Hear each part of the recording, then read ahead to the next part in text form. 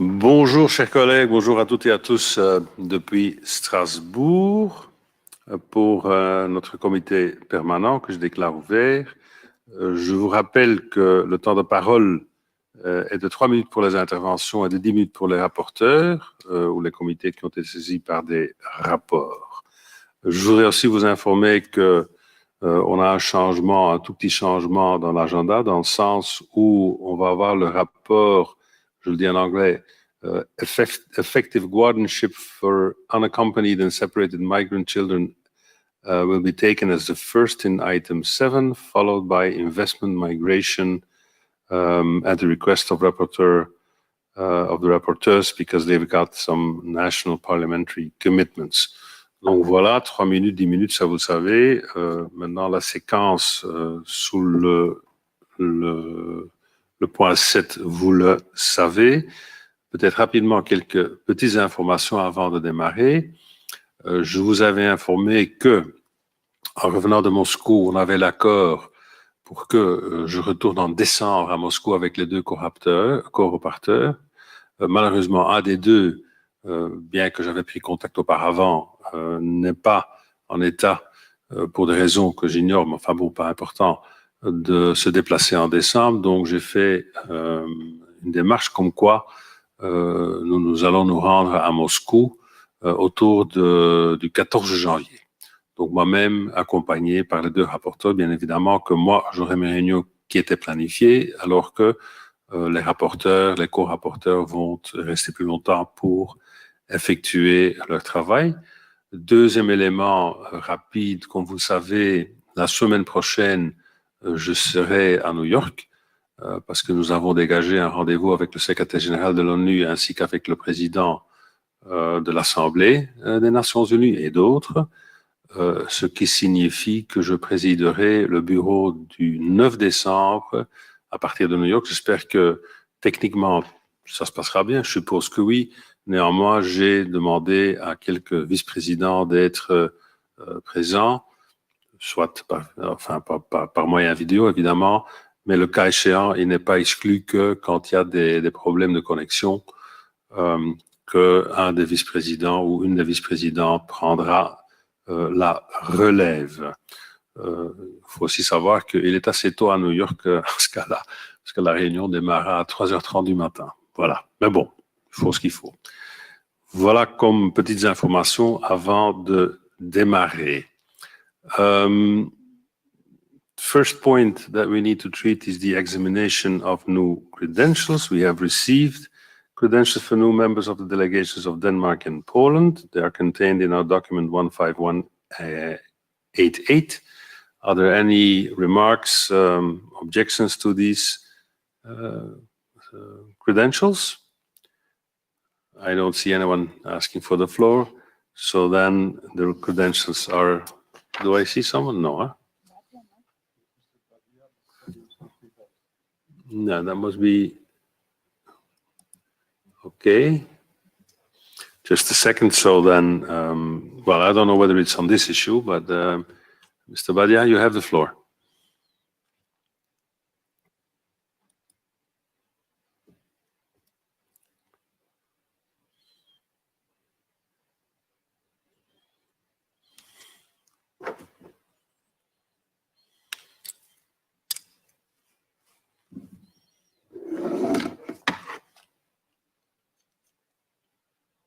You have the floor, Mr. Badia. We don't hear you at this stage. Please unmute. Oui, bonjour Monsieur le Président. C'était peut-être une erreur de ma part. Je vous prie de m'en excuser. Non, je n'avais pas demandé la parole pour l'heure. Il n'y a aucun souci. Comme ça, nous savons en tout cas que vous êtes présent comme d'autres collègues. Bienvenue. Then we go to our item number 3, modification in the composition of committees. The changes set out in document Commissions 2020-10. Is the proposed change agreed to? If not, you can ask for the floor. I do not see anyone asking for the floor, so then it is approved. Now we come to the adoption of the revised draft agenda for this meeting. As I mentioned at the opening of the meeting, the report on investment migration will be taken at the beginning of point 7. And any objections to the agenda? I don't see any. If so, please ask for the floor.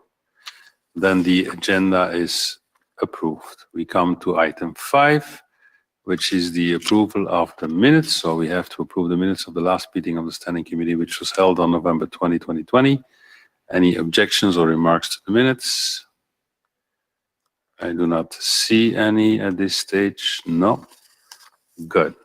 Then we immediately dig into the reports. We come at point 6, Social Affairs, Health and Sustainability Development. Report supporting people with autism and their families, which is the document 15177. You know you can consult these documents from your screen. We now welcome this debate. It will be presented by the Committee on Social Affairs, Health and Sustainable Development. The report will be presented by the rapporteur, Ms. Sevin Fatalieva from Azerbaijan. Ms. Fatalieva, you have the floor. Please request the floor. You have the floor.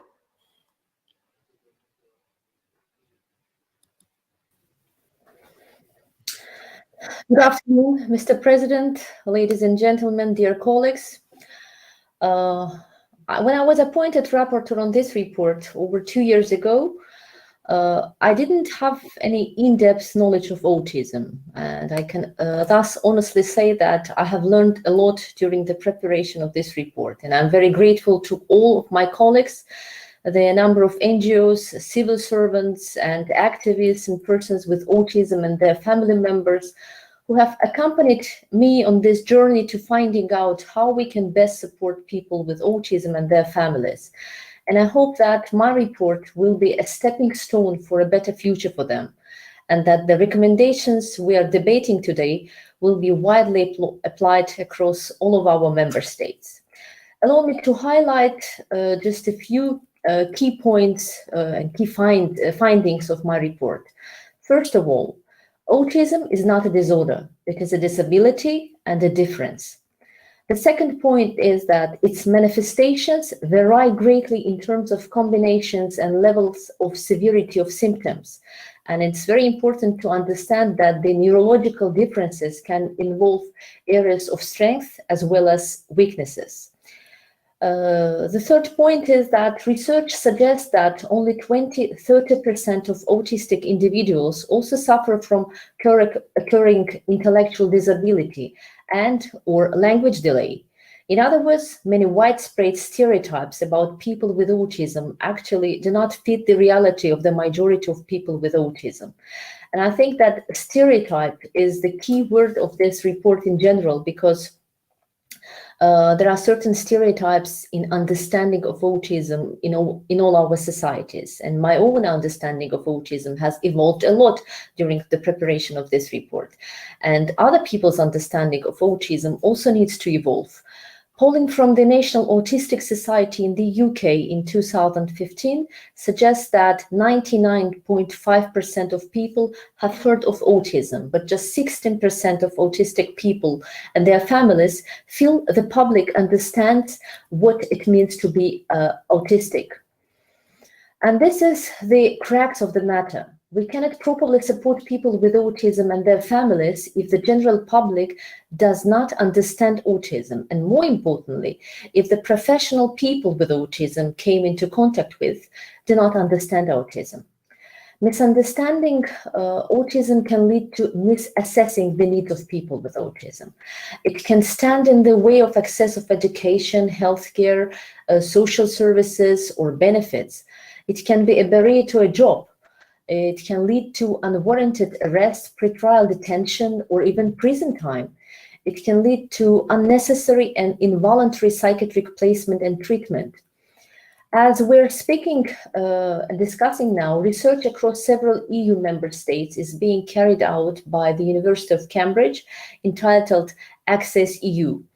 And this research seeks to explore autistic people's experience of services across Europe, services such as autism diagnostic services, needs assessment, therapy, and allied health services, mental health services, education, housing, employment services, social care services, to name but a few.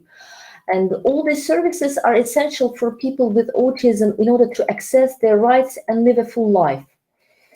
Three of the researchers involved in the project from the Autism Research Center at the University of Cambridge have kindly prepared a preliminary report for me on the early UK data so that I can present some of the first findings to you in my presentation today.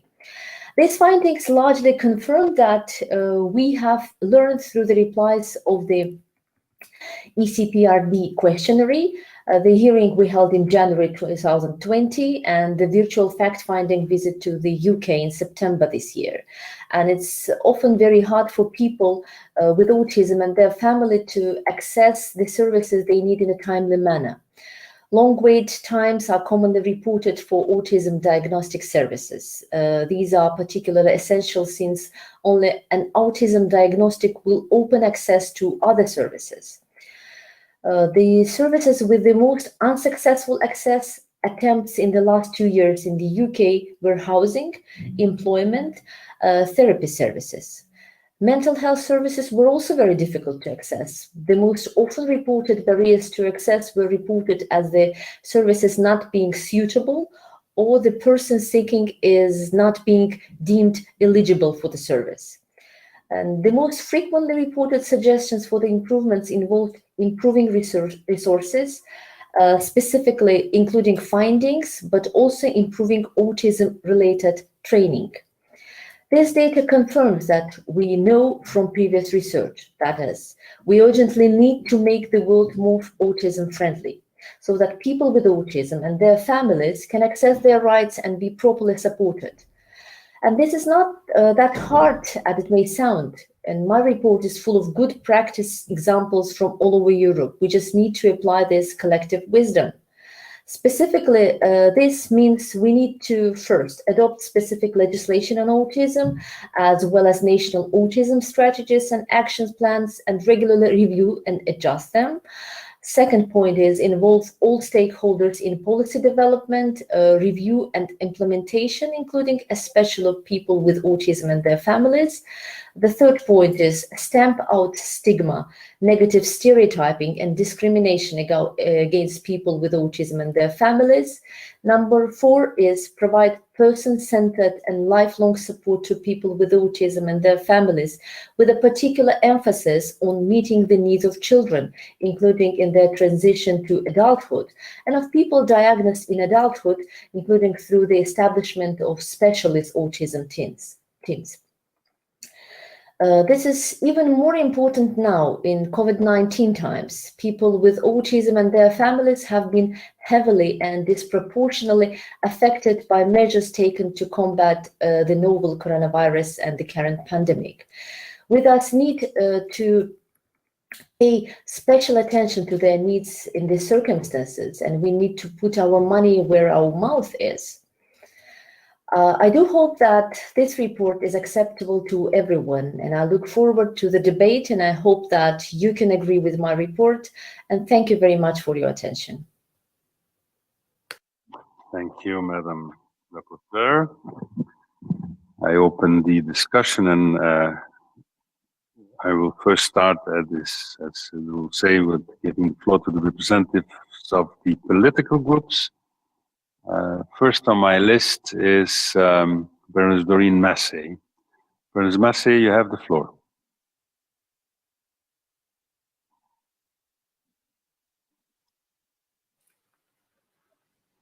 Good afternoon, Mr. President. Afternoon. It's a very, can you hear me? Oh, okay. Right.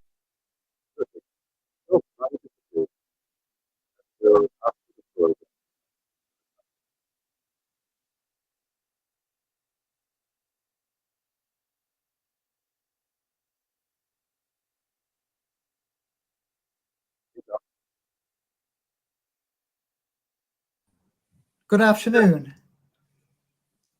Can you hear me? Good. Excellent. Thank you so much, Mr. President. Good afternoon to you and to colleagues. It's a very great pleasure to speak in support of this excellent report on behalf of the Socialist Group. My colleague, Mrs. Fatalieva, has produced a comprehensive and well-researched report, which has been scrutinised by the Committee for Social Affairs, Health and Sustainable Development. I think all of us on the committee learned a great deal from the production of this report. There was an excellent presentation by experts, including a young man with autism himself, and the rapporteur has described her contacts with the UK. It's a very important report in that it explores an issue, autism, which is often misunderstood, undiagnosed or misdiagnosed, and distressing for people who suffer from this syndrome and for their families. As the report states, people with autism need and have a right to support in order to reach their potential. That potential is often great, but unrevealed. As a former teacher, I now know that I met children with autism without knowing it. They remained undiagnosed due to lack of knowledge and understanding of the condition. They were often treated as disruptive, lacking intelligence, incapable of being in school. Many of them were suspended. Research and sympathetic diagnoses of the condition have revealed the suffering experienced by those with autism and their families.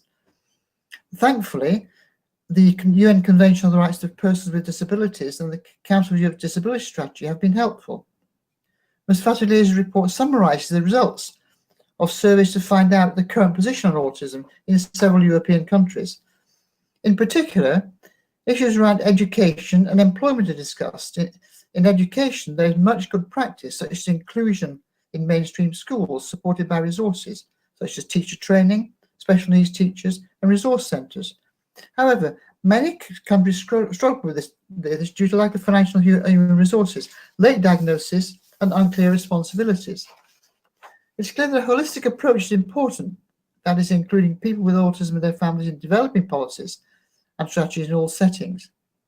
Employment is obviously important, but getting a job is often difficult, even for university graduates. More initiatives such as those in Denmark and Finland are clearly a way forward, with preparation for the job market, including training of both employers and those with autism. The committee will be aware of the recommendations from the Assembly to Council of Europe member states based on good practice. These include the development of specific legislation and policies involving all stakeholders, stamping out stigma and stereotyping, training of professionals, addressing discrimination, and running evidence-based awareness-raising campaigns. This is a very important report, which I think fills a gap on a neglected topic, and I congratulate again the rapporteur and the Secretariat for their diligence in preparing it. Thank you. Thank you very much. I now proceed giving the floor to Mr. Gillion Munyama. Mr. Munyama, you have the floor.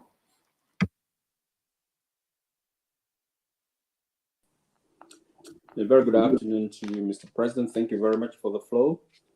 Dear colleagues, on behalf of the EPP, I would like to thank the rapporteur, Ms. Vinay Fatalieva, for the excellent job in preparing the report on supporting people with autism and their families. We do know that autism is generally lifelong disability emerging in an early childhood that can also be understood as a natural variation of human diversity. People with autism need our support in order to reach their full potential and access to their rights.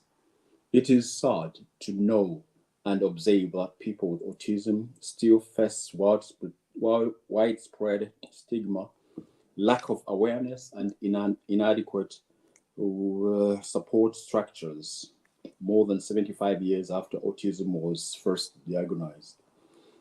All around the world, including Europe, people with autism clearly have difficulties in accessing their rights and often suffer from discrimination. Though autism did not become the mainstream diagnosis until well into the 20th century, it is certainly not anything new. Indeed, history is full of people who many consider to be or have been somewhere on the autism spectrum. Most of us would wonder if we look at the list of some of the famous people who either lived or still live with autism, among others, Wolfgang Mozart, Albert Einstein, Emily Dickinson, Bill Gates, Steve Jobs, just to mention a few of them. We might wonder whether autism is a genius affliction or not. One might think that why should we tackle the subject of autism when there are so many successful persons with autism? Not all people with autism are as successful as some of the mentioned individuals. Research shows that autistic people are 7 times more likely to suffer from loneliness than other individuals. People with autism are frequently excluded, not only from their communities, but also from all related autism issues. Furthermore, their loved ones systematically carry substantial emotional, economic, and care burdens. Therefore, this report is a necessity indeed, and I would recommend it to be supported, and I congratulate the rapporteur once more. Thank you very much for the floor. Thank you very much. We now go to ALDE, mevrouw Reina de Bruin-Weserman. You have the floor.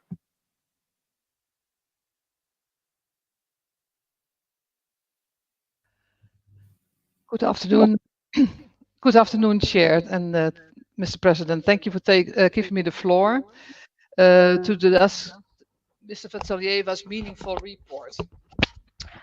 Although speaking today on behalf of the ALDE, I personally have a special interest in this report because it has tangent with my report on ending coercion in mental health, which was adopted last year, and my new report to promote deinstitutionalization of persons with disabilities.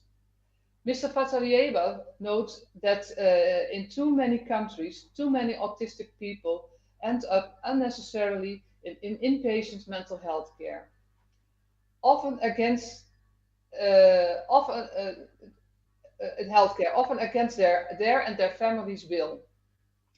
It really struck me to read that misassessment of persons with autism by medical personnel can lead to unwarranted sectioning and involuntary psychiatric placement and treatment. I noticed that special needs of people with autism and their families often are not recognized and that societies are not offering adequate support structures. To prevent stigmatizing, it is important that all professionals who come into contact with autistic people and their families are properly trained and develop a right approach, especially in the health, social care and education sectors. But I would also like to pay attention on the employment sector. Last week, a healthcare professional informed me about the case of a client diagnosed with autism. Having a job was very important for this client. It gave him satisfaction and structure, but suddenly the employer changed his routine task. The client could not cope with change. The result was a severe depression, and he is now back in need of medical health support. This could be prevented when the employer had knowledge of the special approach needed for people with autism. This example shows that people with autism need lifelong support in all domains of life. Early diagnosis with immediately appropriate support is essential to ensure that people and children with autism can realize their potentials. Therefore, we have to change the omnipresent strategy of showing people with autism how to be less different from society, to rather teaching them more self-confidence. Autism impacts not only the person with the condition, but also their families. So it is important to involve parents and providing them with necessary support. Chair, the ALDE welcomes the recommendations of this report, but finally I have one remark. I am not in favor of specific autism legalizations because it may exclude other disabilities. We should instead work on a more inclusive legislation and develop national applicable guidelines for the diagnosis and support of children and adolescents with autism. So I want to congratulate Mrs. Vassilieva with this very meaningful report. Thank you. Thank you very much. We now go to the European Conservatives. Mr. Howell, you have the floor.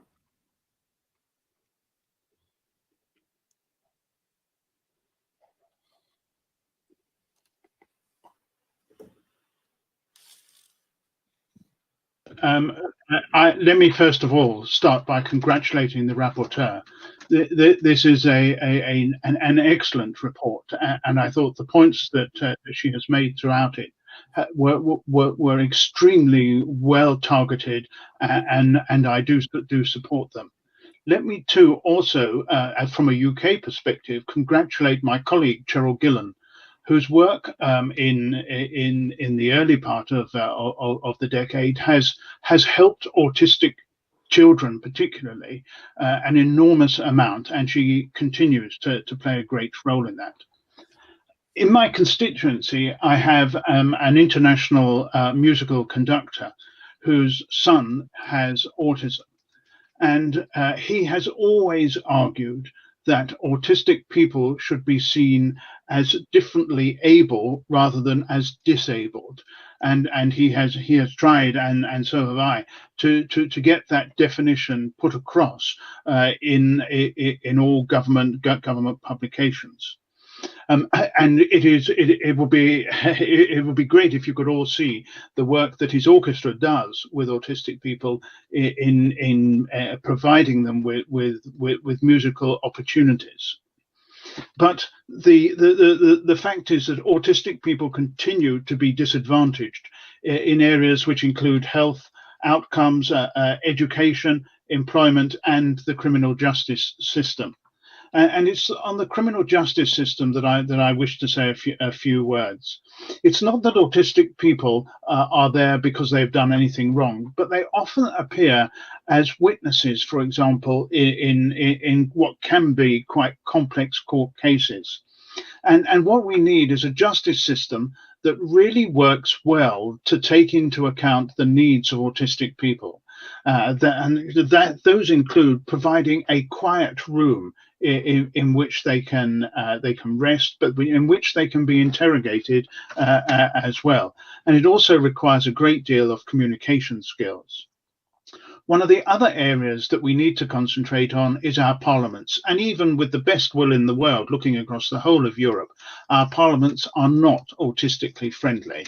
And the amount of noise that is created there is going to be terribly off-putting. I employed on an intern basis a young man with autism in my office in London. And I have to say that went extraordinarily well. And by being very conscious of his needs, we were able to tailor his experience so that he got a lot out of it, and we got a lot out of it as well. And I would really recommend that to people to take into account when looking at how they can deal with autism. Thank you. Thank you very much. Next on my list is André Junko. Mr. Junko, you have the floor.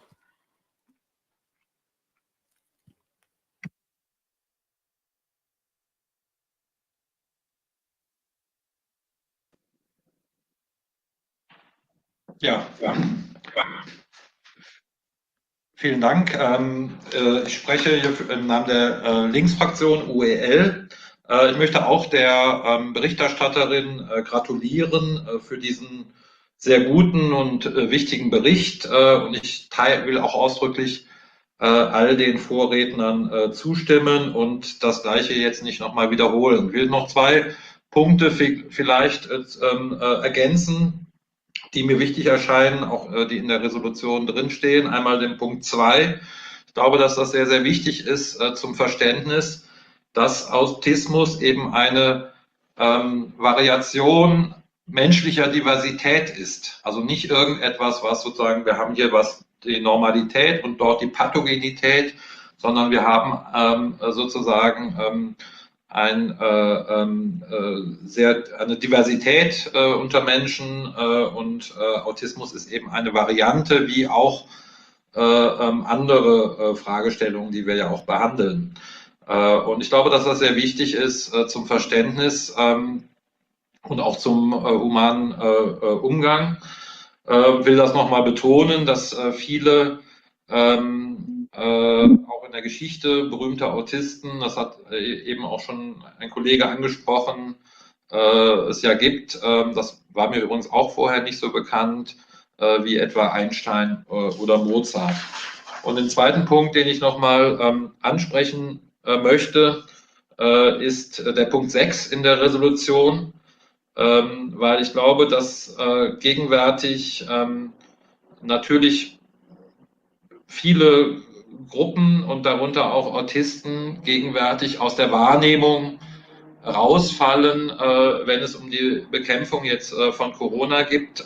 Und hier will ich ausdrücklich den Punkt 6 auch nochmal unterstreichen, dass man auch im Zuge der Maßnahmen zur Bekämpfung von Corona solche Gruppen wie Autisten speziell auch im Auge hat, damit sie nicht jetzt noch besonders unter der Situation leiden. Aber alles in allem, wie gesagt, wir teilen den Bericht auch als Linksfraktion, auch die Forderungen, die dort aufgestellt wurden. Und ich möchte nochmal der Berichterstatterin gratulieren. Danke. Jetzt haben wir Stefan Schenach. Stefan, you have the floor.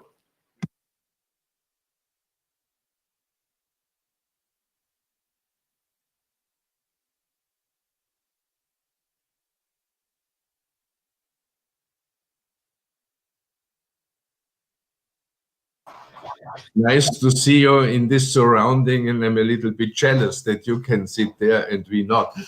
I also want to congratulate Mrs. Fatelieva for her report and also congratulate the Social Committee and the Secretariat for the Social Committee that for this work. And I think it's very, very important because this is a very specific situation, and so a lot of children get not the diagnosis of autism.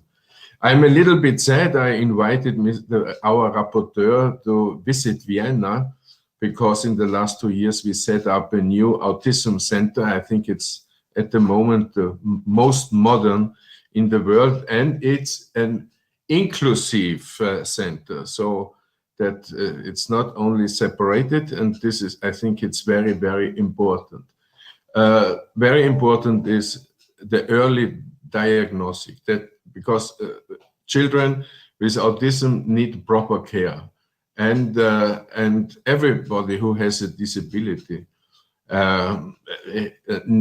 has another strongness, and especially persons with autism has very, very strong other elements, and you have to support those.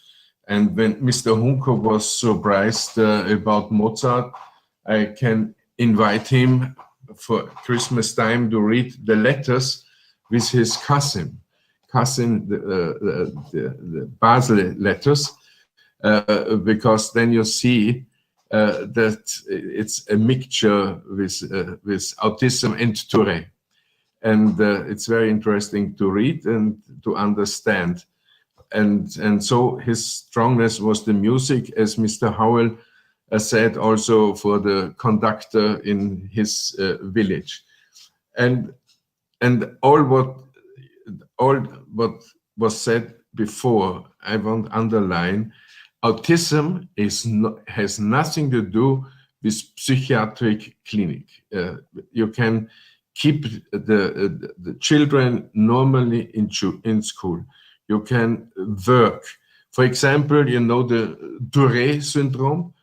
For example, in Vienna, we built working places in the gardens of Vienna, especially also for people with Tourette syndrome. And also those has not to go to the psychiatric. We have only to accept that people are different. For example, my brother is mental handicapped, and his strongness is the music, and he knows the rhythm and can perform. In this way, again, thanks to the rapporteur, it's an excellent report, and we should follow the proposal of this report. Thank you very much. Thank you. Maintenant, nous avons Liliana Tanguy. Madame Tanguy, vous avez la parole.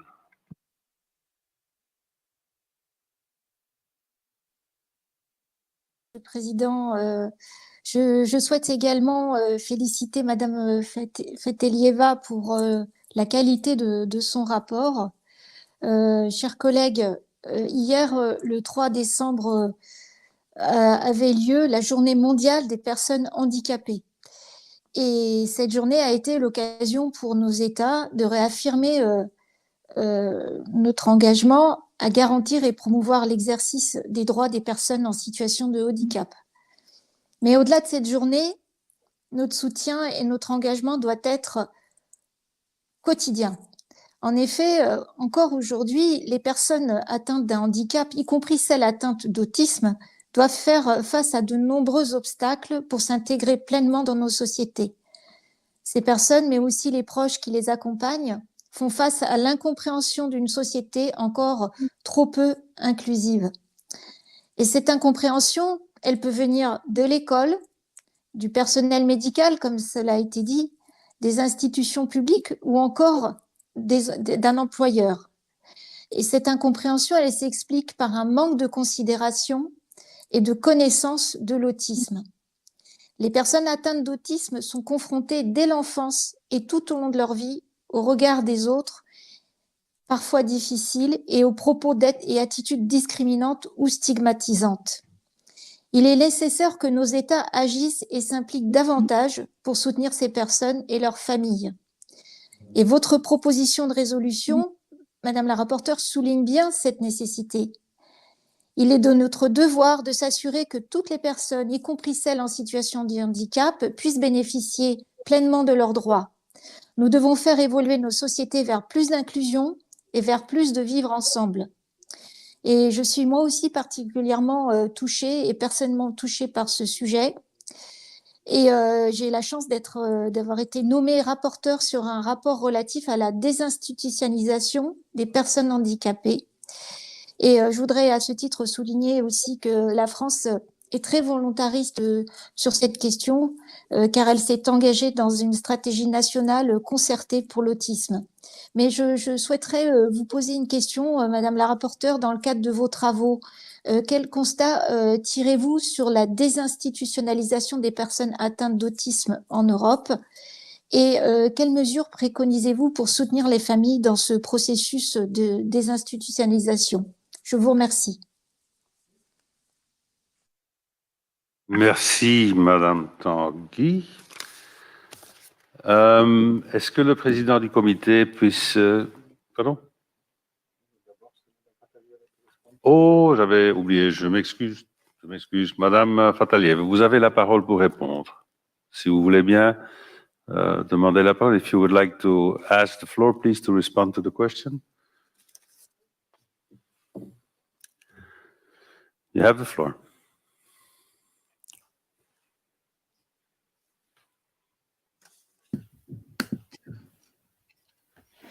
Thank you, Mr. President.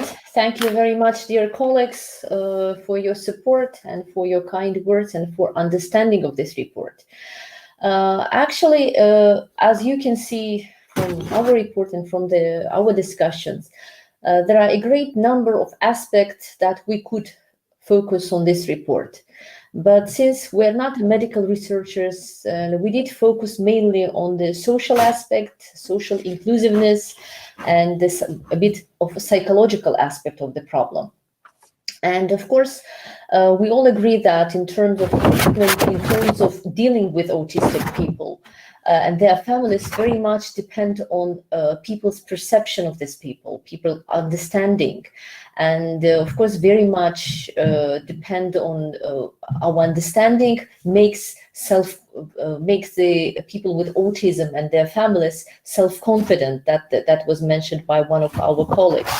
And of course, we have to think about preventing discrimination. We have to break up the stereotypes, as I said in my presentation. But I think that we have to start from ourselves, first of all, from our understanding, and then we can easily work out autism-friendly strategies, autism-friendly policies in our countries. And I think that as one of the colleagues mentioned here, the role of the parents, as you can see, the name of the report is supporting people with autism and their families. We did not separate people with and their families, because it's very important what is the atmosphere in the family, what is the understanding, and what is the perception of these people, of their family members. Mr. Howell, I appreciate the words that you quoted from one of the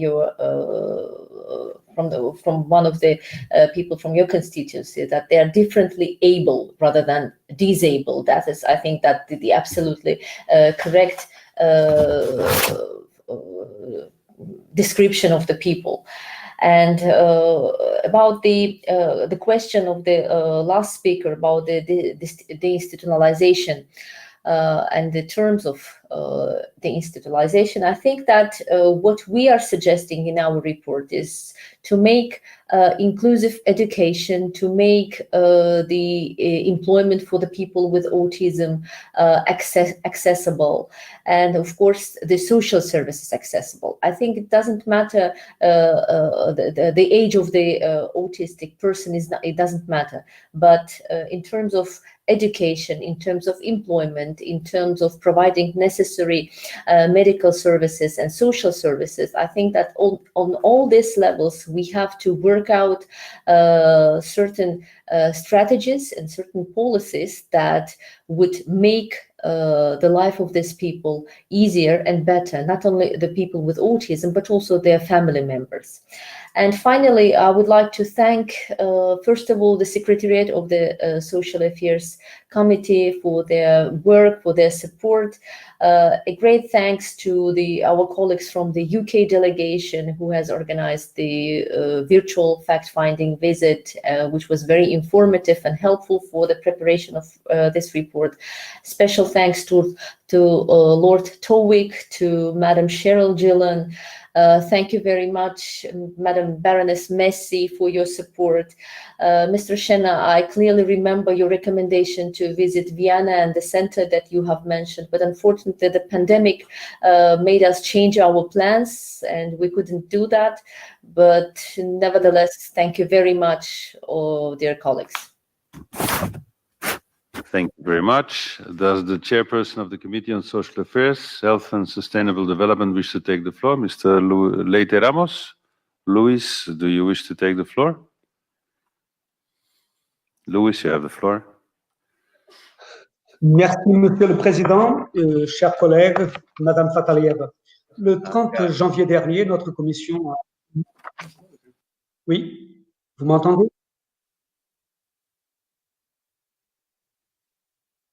Vas-y, Louis, vas-y, Louis. Vous m'entendez? Tout va bien, on vous entend. Merci. Le 30 janvier dernier, notre commission a tenu une audition publique avec deux experts. Madame Olivia Catin nous a fait part de son expérience en tant que mère d'un enfant autiste et présidente d'une ONG française spécialisée dans la sensibilisation à l'autisme, et Monsieur Daniel Morgan-Jones est un jeune homme autiste anglais qui nous a expliqué son travail pour The Aspie World au Royaume-Uni. Cette audition nous a tous profondément marqués. Elle nous a fait comprendre combien il est urgent de traiter cette thématique. Je souhaite tout d'abord féliciter Dame Cheryl Gillan et notre ancien collègue Lord Twigg d'avoir déposé une proposition de résolution sur ce sujet nous permettant d'entamer ce travail si important. Cependant, je souhaite particulièrement féliciter notre rapporteur Sevin Fatalieva pour son énorme travail qui a abouti à un projet de résolution excellent et, d'après ce que je sais, aucun amendement n'a été déposé. J'espère que nous adopterons aussi à l'unanimité aujourd'hui et que nous pourrons dès demain transposer ces recommandations dans nos projets propres textes législatifs dans nos parlements. Comme Madame Fataliev l'a affirmé dans son rapport, il est temps que nous cessions de demander aux personnes atteintes d'autisme de s'adapter à notre monde. Il est temps que nous adoptions notre monde à l'autisme. L'autisme n'est pas seulement un handicap, il est aussi une variation naturelle de la diversité humaine. Et nous avons besoin de cette diversité humaine. Mettons-nous au travail pour adopter dans nos parlements une législation spécifique sur l'autisme ainsi que des stratégies et des plans d'action nationaux conformes à la CDPH. Adoptons une approche holistique portée par tout le gouvernement, impliquant toutes les parties prenantes à l'élaboration, à l'examen et à la mise en œuvre des politiques, notamment les personnes atteintes d'autisme et leurs familles. Formons le grand public et tous les professionnels sur l'autisme, accordant une attention particulière à tout risque de discrimination intersectionnelle. Ensemble, nous pouvons soutenir les personnes atteintes d'autisme et leurs familles et construire un monde où chacun et chacune peut s'épanouir. Merci. Merci Louis. Encore une fois, un grand merci pour nos réunions que nous avons eues à Lisbonne lors du prix Nord-Sud, du centre Nord-Sud. C'était très agréable et très instructif. The debate is now closed. We shall proceed to a vote. I would like to remind you that only members of the Standing Committee are entitled to vote. In accordance with the Memorandum of Arrangements approved by the Bureau, a vote shall be valid only if at least 1/4 took part in it. It's 15 members, if I am correct, Wojciech. So that is okay. So I invite you to click on the polls icon on the right-hand side of your screen. I mean, you must be used to it already, but nevertheless, within the polls tab, click on the line of the vote, and then you'll have 3 options: yes, no, abstain. Once I have declared the vote open, you have to choose one of these options and then press submit. Don't forget to submit your vote so then it can be recorded.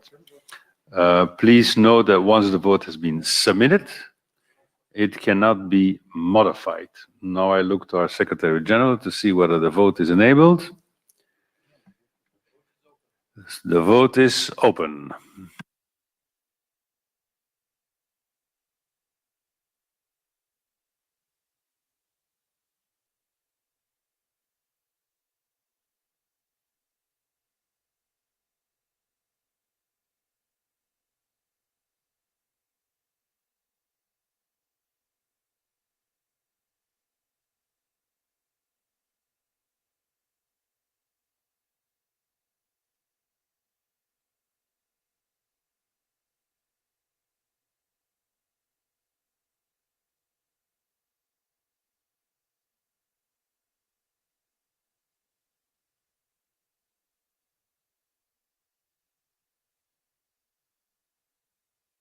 The vote is closed. Results, please.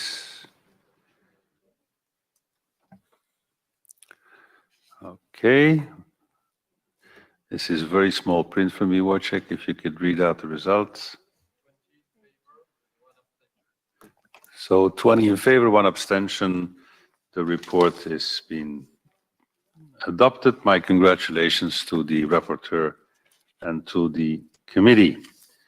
We now move to our next point on the agenda, point 7, migration, refugees and displaced persons. As announced, the order has changed a little bit. We will start with effective guardianship for unaccompanied and separated migrant children. This is the document 15133 and amendments. We have also the Committee on Social Affairs, Health and Sustainable Development, which has been seized for an opinion. This opinion will be presented by Ms. Sibel Arslan. The report itself will be presented by the rapporteur, Mrs. Rosa Björk Brynjolfsdottir from Iceland. So I call Ms. Brynjolfsdottir to present the report. You have 10 minutes, which you may divide between presentation and reply to the debate. Rosa, you have the floor. Please request for the floor.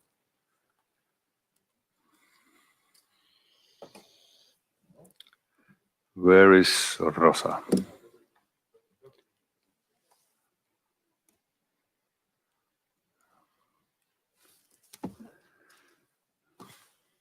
No, Rosa?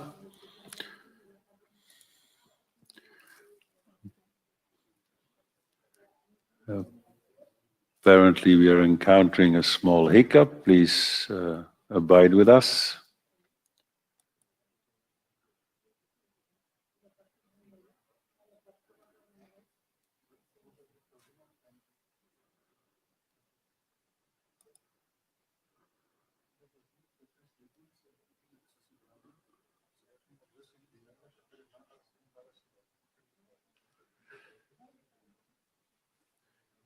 Okay, I am still waiting for Rosa to ask for the floor.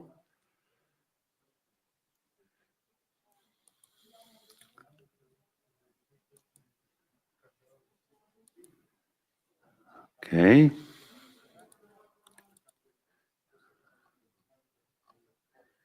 I don't see Rosa on my list.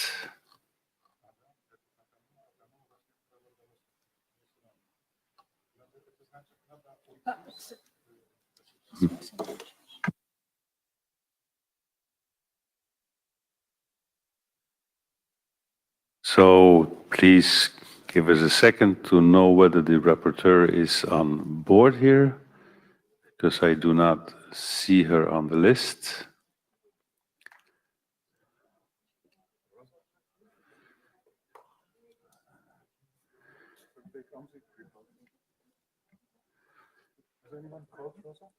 No. So we are trying to reach Rosa for the moment, so I do apologize. Give us a minute in order to organize this, because we rearranged the sequence of the reports in order to accommodate. But I do not see her on my attendance list.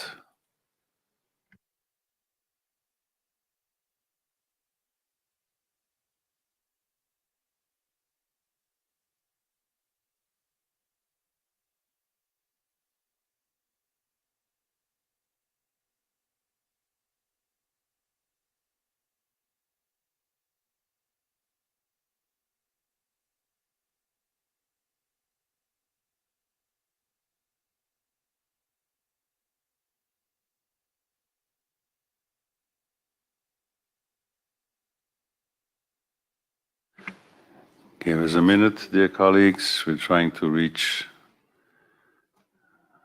Ms. Prilov-Zotir.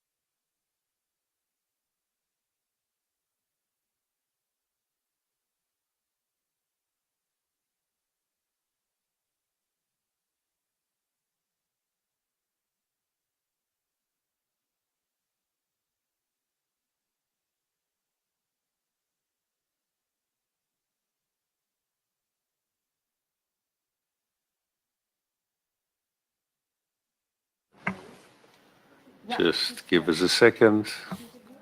Now we see, voila, here we go. Rosa, you have the floor.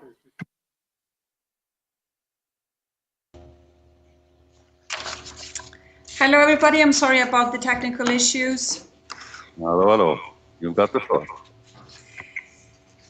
Ladies and gentlemen, unaccompanied and separated migrant children are among the most vulnerable individuals and as such require additional protection when they arrive in Europe, often after traumatic experiences in their countries of origin and during their migration. During the global COVID-19 pandemic, these children, already exposed to a great deal of hardship and danger, face worse threats to their health and safety, with the added risk of contamination and further human rights violation.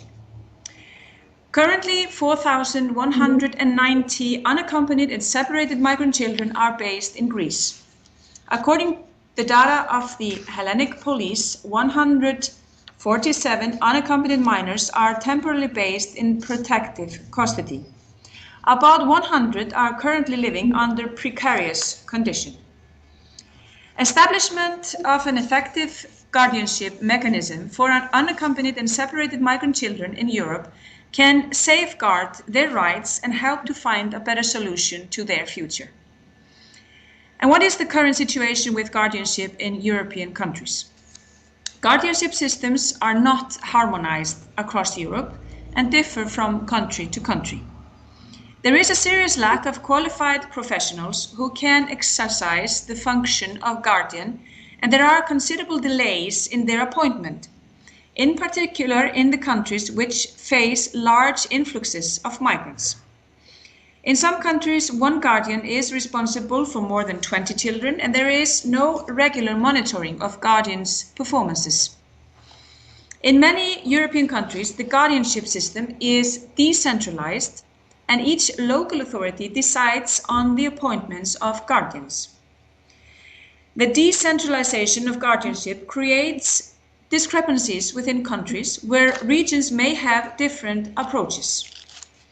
In this context, I should stress the key role local authorities play in providing access to child-friendly services, including guardianship.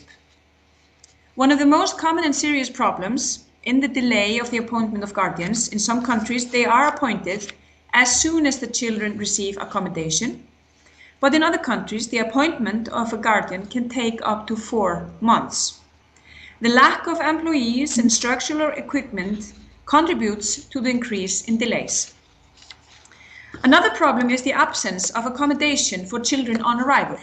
The solution to this problem could be the use of transitional accommodation, foster care, and independent apartment accommodation.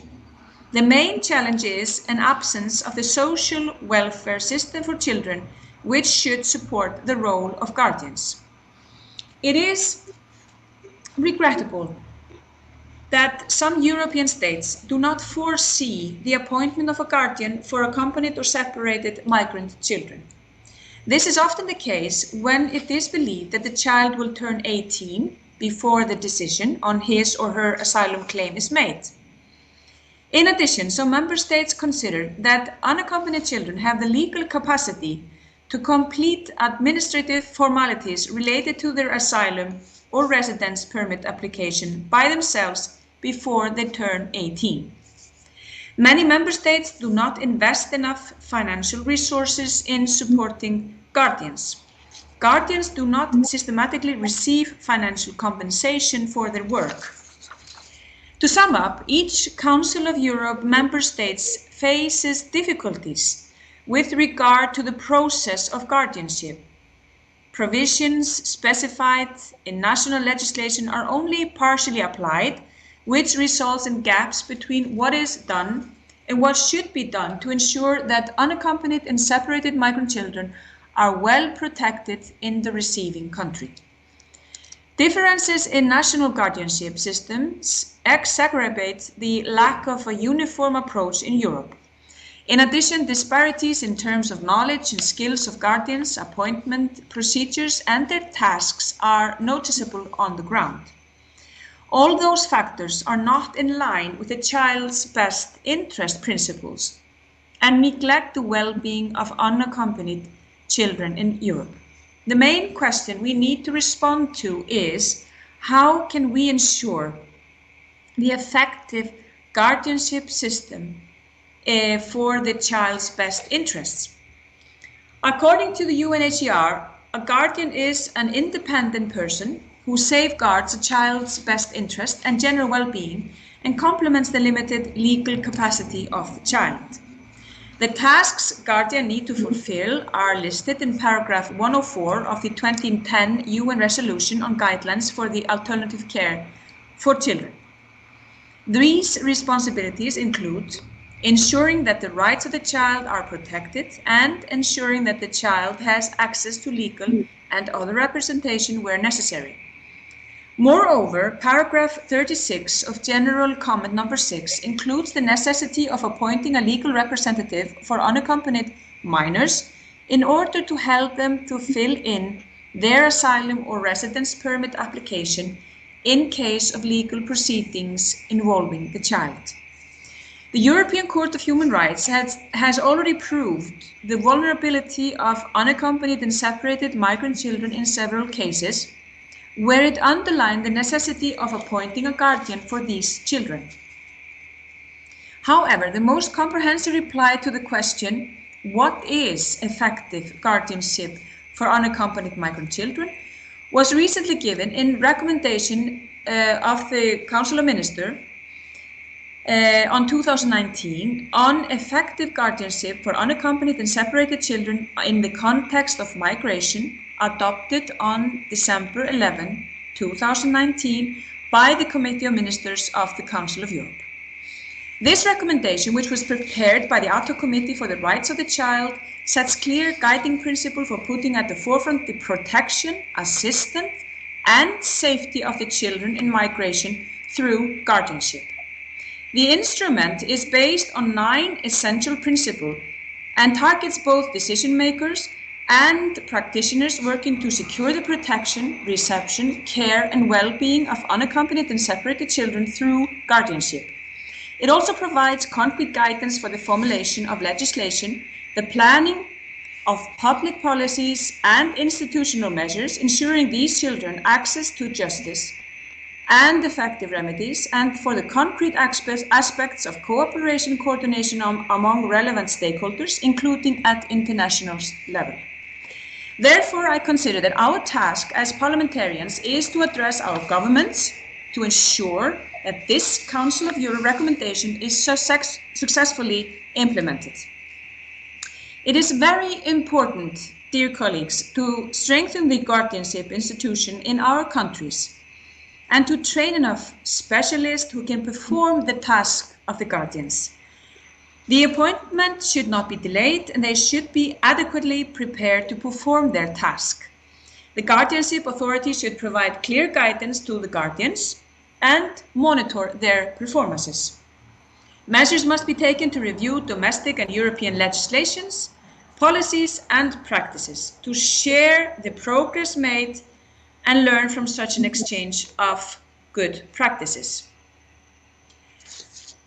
In the draft resolution, we also suggest creating a Europe-wide unified database of unaccompanied and separated migrant children to make sure that they are identified and provided with timely protection, while taking into account the provisions of the Convention for the Protection of the Individuals with regard to automatic processing of personal data. We also call on the Council of Europe member states to study the possibility of creating a mechanism to allow the quick and safe relocation of unaccompanied migrant children who are not eligible for family reunification to countries with the most developed child protection system, taking into account the child's opinion. For this purpose, a European Register of Guardians for unaccompanied migrant minors could be set up. This would help member states to implement guidelines, exchange good practices, reinforce the national guardianship systems, and increase cross-border cooperation, including on family reunification. The European Union could also consider earmarking financial resources from the European Refugee Fund for the support and implementation of guardianship system for unaccompanied migrant children.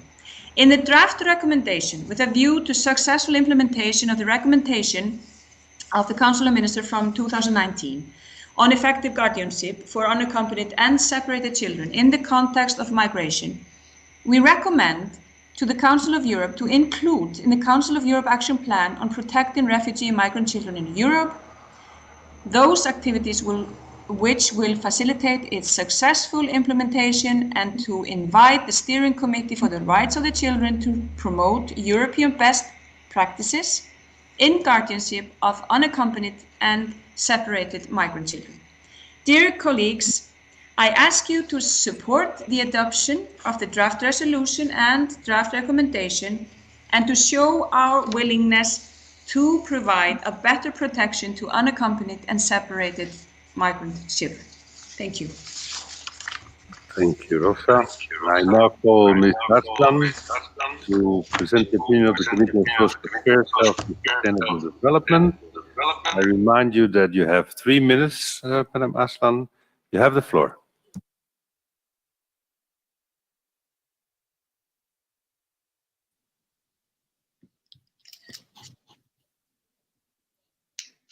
Thank you very much, dear President, dear colleagues. Do you hear me? Everything okay? Go ahead. Dear President, do you hear me? Everything is Perfect. just fine. Go ahead.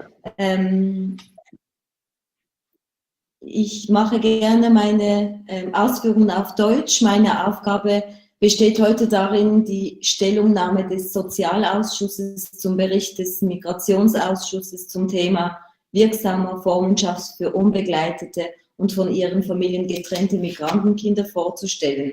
Unsere Arbeit wurde durch den ausgezeichneten Bericht von Frau Brynjolfsdottir erleichtert. Wir stimmen voll und ganz der Kernaussage dieses Berichtes zu, dass die Mitgliedstaaten verstärkt Maßnahmen ergreifen sollten, um ihren völkerrechtlichen Verpflichtungen nachzukommen und unbegleitete und getrennte Migrantenkinder zu schützen, insbesondere indem sie ihnen eine wirksame Vormundschaft gewähren. Wie im Bericht zu Recht ausgeführt, gehören diese Kinder zu den am stärksten gefährdeten Kindern. Eine wirksame Beistandschaft sollte ein wesentlicher Bestandteil des nationalen Kinderschutzsystems sein. Ein System also, das alle Kinder auf dem Territorium unabhängig von ihrer Nationalität und ihrem Migrationsstatus gleichermaßen schützen sollte. Ein wirksames Vormundschaftssystem sollte auch die besonderen Bedürfnisse und Umstände unbegleiteter und getrennter Kinder berücksichtigen, um ihre Rechte zu schützen und ihre Interessen zu wahren. Besonders besorgt bin ich über die Situation unbegleiteter und getrennter Migrantenkinder in überfüllten Lagern und Zentren. Ich begrüße zwar die Bemühungen einiger Mitgliedstaaten, unbegleitete Migrantenkinder nach den Bränden im Flüchtlingslager Moria im September dieses Jahres umzusiedeln, aber dies ist bei weitem nicht genug, weil diese Maßnahmen schlicht ungenügend sind. Laut dem griechischen Flüchtlingsrat und anderen Menschenrechtsorganisationen gibt es im neuen Flüchtlingslager Karatepe immer noch Tausende von Kindern, die jetzt dem Winter noch gefährlicheren Bedingungen als vorher ausgesetzt sind. Der EU-Innenkommissar Janssen erklärte, es darf keine Morias mehr geben. Unser Ausschuss hat eine Reihe von kleinen Änderungsvorschlägen eingebaut oder erarbeitet, die das Ziel haben, den Kinderschutz im Resolutionstext zu stärken. Es geht uns also insbesondere darum, dass diese Kinder mit Migrationsstatus nicht von unserem Vormundschaftssystem diskriminiert werden und das Recht der Kinder auf Wahrung ihrer Interessen ganz umgesetzt wird. Ich freue mich sehr, dass unsere Änderungsanträge vom Migrationsausschuss angenommen wurden und hoffe, dass auch Sie diesen Vorschlägen zustimmen, damit wir unbegleitete und von ihren Familien getrennte Migrantenkinder effektiv schützen können. Vielen Dank für die Aufmerksamkeit und für Ihre Unterstützung. Vielen Dank an Ihnen. We now come to the representatives of the political groups. I will first call on Ms. Danuta Jazlowiecka from Poland. You have the floor. I hope I said that name right. I do not see no connection. Okay, then we immediately go to Madame Petra Stienen. Petra, je hebt het woord. That was Flemish, by the way. Dank u wel, meneer de president. Dat was Nederlands. Good afternoon, everybody. On behalf of the ALDE Group, I would like to compliment Mrs. Rosa Björk-Brynjolfsdottir on her report on effective guardianship for unaccompanied and separated migrant children. The urgency of this report is clear to all of us in this standing committee.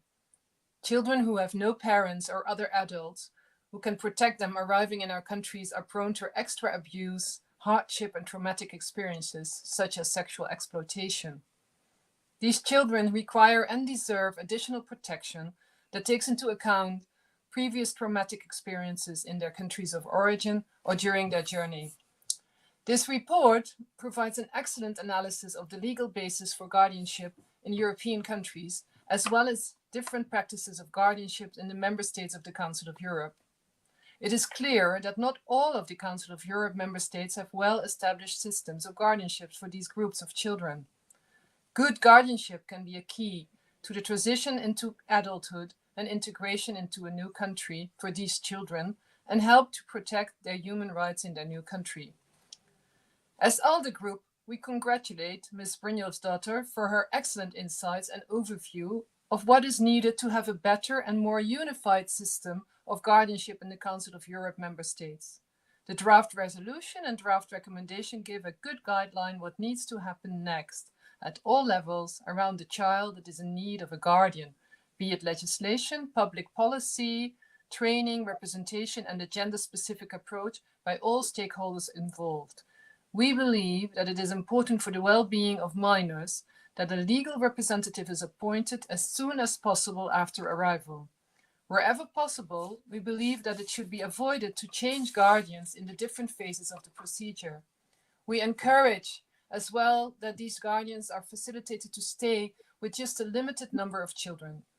We agree with the conclusion of the rapporteur that the adoption by the Committee of Ministers of Recommendation CM-REC 2019-11 on effective guardianship for unaccompanied and separated children in the context of migration is a big step forward in this direction.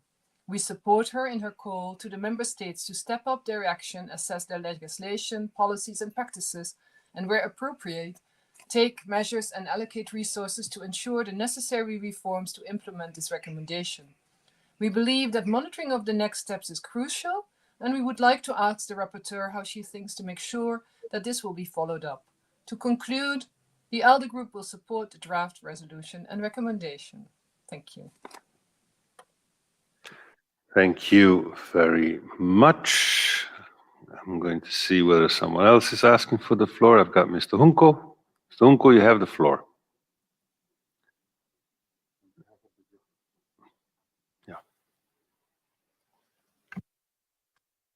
Ja, vielen Dank an die Berichterstatterin für diesen, wie ich finde, wirklich exzellenten und auch zur richtigen Zeit kommenden Bericht mit sehr, sehr konkreten Vorschlägen, um das Problem der Vormundschaft für unbegleitete Minderjährige anzugehen. Weil ich finde, das ist wirklich ein ganz, ganz wichtiges Thema, was eigentlich insgesamt natürlich, was die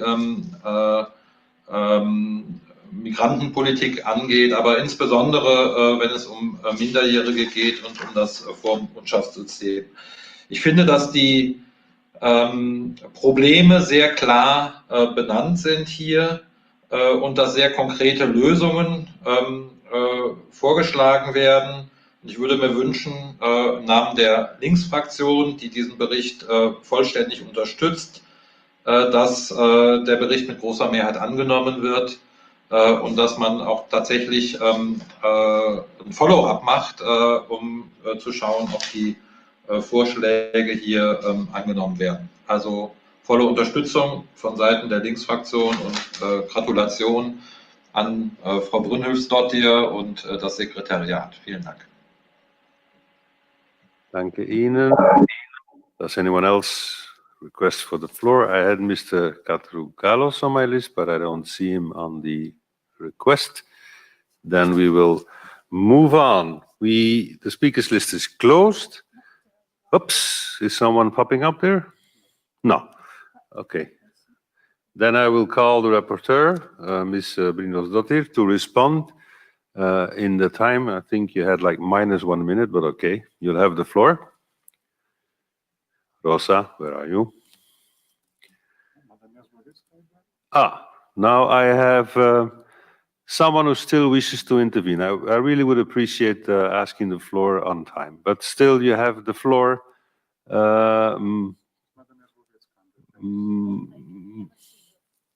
Okay, Madam, under PACE, I see you have the floor. Wojciech, does that work? You have the floor.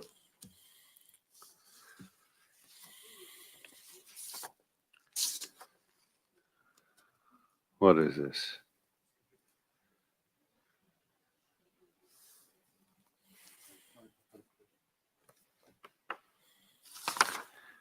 Okay, we're trying to get our colleague on board. Okay, this is like,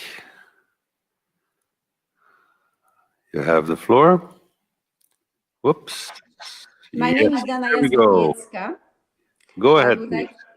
My name is Dana Jazłowiecka. I would like to speak on behalf of EPP Group. I was on the line, but you couldn't hear me. Sorry for it. No problem. Good afternoon, dear colleagues. On behalf of EPP Group, I would like to congratulate to Ms. Rosa Bjork for the excellent report that she has prepared on the Committee on Immigration. Please let me start with citation of well-known Janusz Korczak. Children are not the people of tomorrow, but people today. They are entitled to be taken seriously. They have a right to be treated by adults with tenderness and respect as equals. They should be allowed to grow into whoever they were meant to be. The unknown person inside each of them is the hope for the future. I would like to underscore that the people of children in society depends on the culture they are from. Bringing up children in Europe is probably easier than anywhere else. Often, migrant children came from countries where the legal system doesn't protect children's rights. That is why the Europe guardianship system should be an integral part of national child protection system of member states, a system which should equally protect all children regardless their nationality or migration status.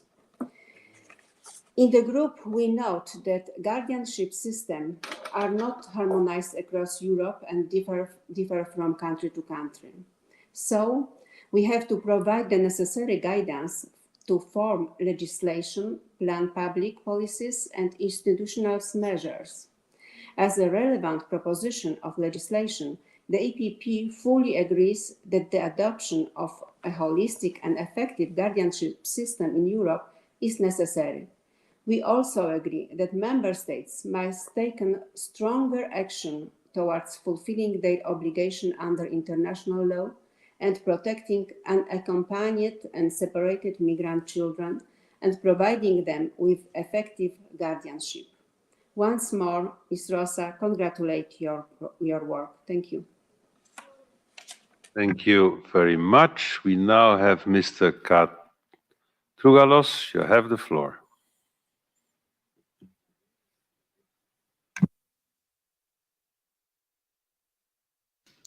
Thank you very much, Rik. We must have a problem in the software because I have been on the list before and I have been expelled without me to cancel the request to speak, just for the secretariat. That. No problem. But, I would like to congratulate Rosa Bjork for a real thorough, scientific, and very, I think, sufficient and solution focused report, because it is not important just to focus on the problems, but above all on the solutions. It was one of the hardest problems we had to face in Greece during the peak of the migration crisis, the unaccompanied children. And it continues to be one of the major problems. It is not related just to the well-being of the minors. Of course, this is above all our primary concern, but it is also a very important issue for our legal culture, for the respect of humanitarian values. Even self-evident issues like family reunification was not easy to be resolved, exactly because, as Rosa Bjork has demonstrated, we have a complete lack of harmonization of the rules at the European level. It is important for legal authorities to have the necessary means to serve the interests of the minors, but it is also of a primary interest to have a common European response to this issue, not just to the issue of guardianship, but more generally for a common European migration policy, starting, of course, from a common EU policy. And this must be designed having in mind, above all, the well-being of minors, but also respect of human rights and humanitarian values, and without any kind of ideological prejudices. So we must have common rules in Europe.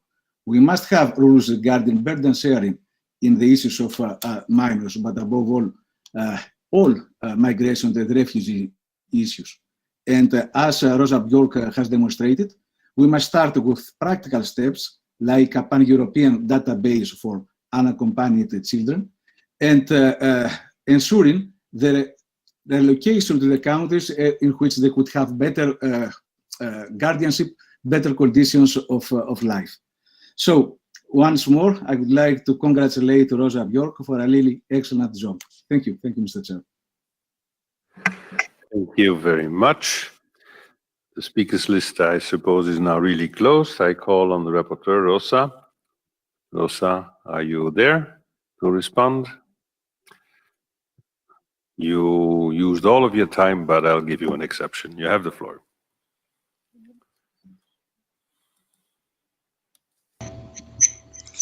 Thank you so much for allowing me some seconds, Mr. President.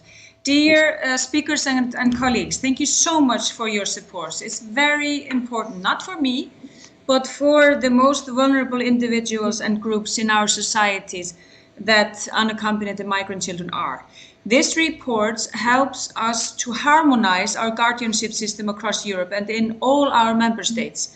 And with supporting this report, we are supporting the important work that the Council of Europe has been doing and is doing in terms of guardianship and in terms of welcoming and assuring the good condition for unaccompanied migrant children.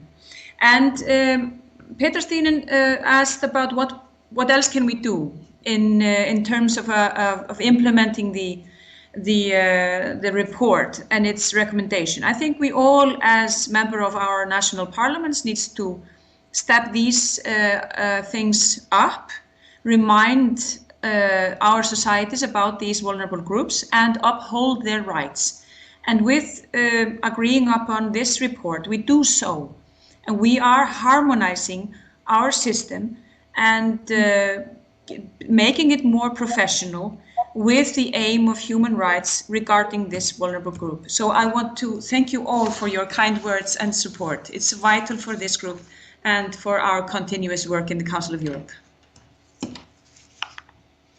Thank you, Rosa.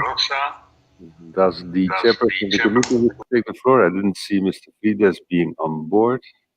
He is on board. Mr. Chair, you have the floor.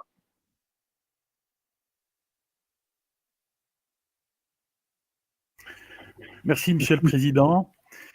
Je tiens vraiment à féliciter Rosa Bjork pour son excellent travail, son engagement sur ce dossier très, très important. Donc, comme ancien rapporteur contre la détention administrative des enfants migrants dans le cadre de la Commission des migrations, je suis personnellement très, très sensibilisé à ce type de problème et tout particulièrement au sort des enfants non accompagnés et séparés, comme l'a dit Rosa tout à l'heure, les plus faibles parmi les plus faibles. C'est un sujet de grande inquiétude ces dernières années et c'est vrai qu'on a vu beaucoup d'enfants disparaître avec tout plein de possibilités, des pires trafics qu'on pouvait imaginer. Mais il faut savoir qu'une des causes qui doit nous interpeller dans ces disparitions, c'était le choix personnel de certains de ces enfants qui ne se sentaient pas dans leur prise en charge suffisamment compris, aidés, écoutés, protégés. D'où le rôle essentiel de cette tutelle, la tutelle qui est vraiment un moyen de protection très important. Le tuteur, c'est quasiment l'avocat de l'enfant. Il doit s'engager pour permettre à cet enfant d'avoir le meilleur avenir possible, pour défendre ses droits, pour rechercher une éventuelle famille dans un autre pays, pour organiser un regroupement familial, pour aider à la formation, pour le défendre dans toutes les questions juridiques possibles, notamment dans le sujet toujours très controversé de la détermination de l'âge. Dans le cadre de la campagne contre la détention des enfants migrants, j'ai eu l'occasion en 2018 avec une délégation de visiter 2 centres à Athènes où on s'occupait d'enfants migrants non accompagnés et où le système de la tutelle était mis en place. Et je dois dire que j'ai vu dans ces activités un exemple de professionnalisme et une prise en charge vraiment très, très correcte de ces enfants. Donc c'est un rapport important parce que chacun de nos pays devrait disposer d'une organisation et d'une législation claire sur le sujet avec idéalement une uniformisation. Il faut des tuteurs formés, des tuteurs disponibles, c'est-à-dire pas surchargés, des tuteurs vraiment engagés pour suivre avec empathie et engagement le jeune migrant jusqu'à la fin de sa formation ou jusqu'à la mise en œuvre d'une solution pour son avenir. On parle ici de l'avenir de jeunes, d'enfants, d'adolescents, meurtris par les aléas de la vie et qui vont pour la plupart continuer à vivre chez nous. Donc il faut tout faire pour que leur intégration soit la meilleure possible. Et la tutelle est l'une des pièces essentielles du puzzle permettant de leur assurer le meilleur avenir possible. Et j'aimerais terminer en rappelant juste à l'ensemble des parlementaires présents qu'un des plus grands services qu'on pourrait apporter maintenant à toute cette problématique, c'est que nos pays s'engagent toujours plus pour développer la relocalisation rapide de ces enfants, notamment en Grèce ou ailleurs, qui sont là et qui attendent un avenir. Merci pour votre attention. Encore merci et félicitations à Rosa Björk. Merci, Monsieur le Président. Now the debate is closed. We will now go into the amendments. I recall each and every one of you that we've got 11 amendments on the resolution and 3 on the recommendation. So I'll try to proceed diligently. If you can be brief, please be brief. If someone agrees, just don't take the floor. We take it that you agree. Just trying something out. So now the Committee on Migration, Refugees and Displaced Persons has presented a draft resolution on effective guardianship for unaccompanied and separated migrant children. You know the document 15133. We have 11 amendments on the resolution. All of them are from the Committee on Social Affairs. Now we need to consider each of them separately, individually. They will be taken in the order in which they appear in the compendium. This is the compendium, as you see it. You see the amendments, same way as we have it in a physical meeting. Speeches on amendments limited to 1 minute. If you don't have anything to add, please do not request for the floor so we can move diligently. As far as the opinion of the committee is concerned, Monsieur Frides, si vous êtes d'accord, tout simplement ne prenez pas la parole, comme ça on peut aller vite. We will start with amendment number 1. Who wishes to support it? Madame Aslan? No, so I suppose, yes. So just to be sure, amendments need to be supported, the Secretary General. So Madam Aslan, you will have to take the floor to support it. Otherwise, I will. Okay. You have the floor.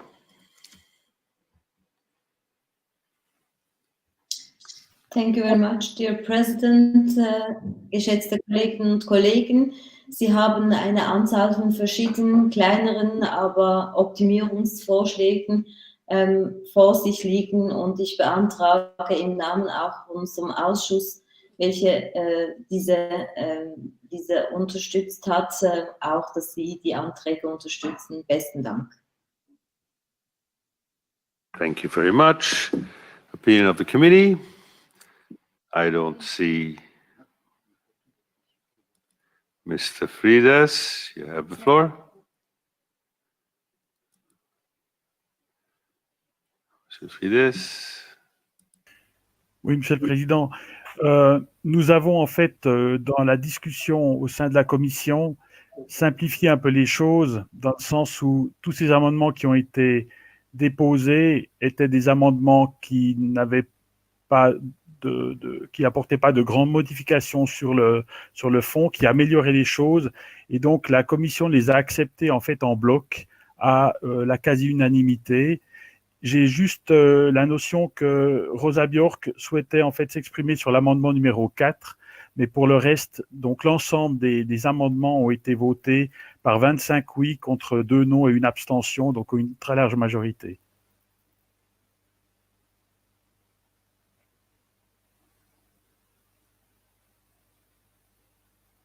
we can vote. We become a number 4, then I will give the floor to Rosa. I understand from the chair that there is a positive advice on all of them, so you don't have to take the floor all the time. You can stay on the screen, Monsieur Frides. Vous pouvez rester si jamais il y a quelque chose, et on va faire de même avec Madame Arslan. So we now go to the vote. The vote on amendment number 1 is open.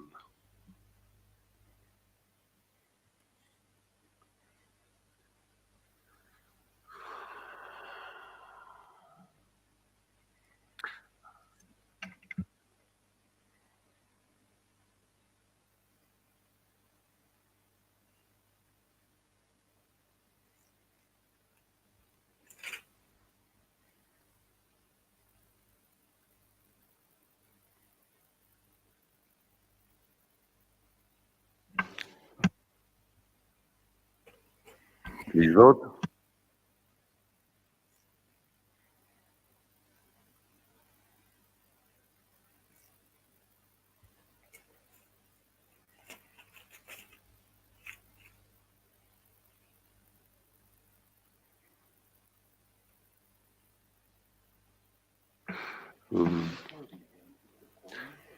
Vote is closed. The result, please. 14 in favor, 1 abstention, so it is accepted. We come now to amendment number 2. May I recall our colleagues that this is just the quorum. So please, for those of you who are on board, please vote to the next ones. We come to amendment number 2. Madam Arslan, do you wish to support it? I do not see Madam Arslan. You have the floor.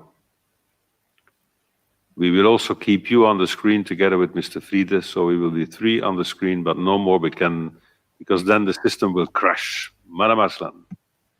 Thank you very much, Mr. President. Yes, I support also this amendment. Thank you very much. I understood from Mr. Friede he's in favor, so we go to the vote. Vote is open. Please vote.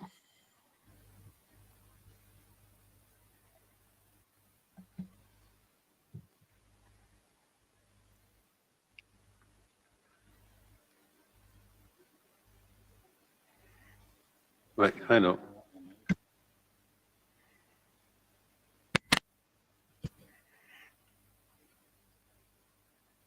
Vote closed. Result.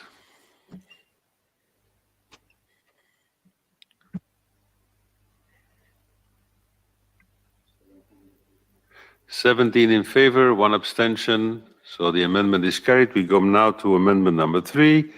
I take from Madame Arslan she supports it. I take from Mr. Friede that he is in favor. Vote is open. Please vote.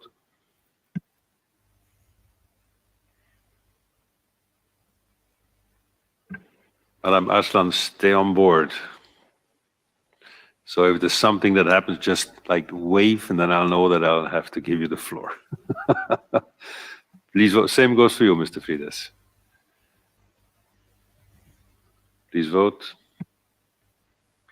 Vote closed. Result.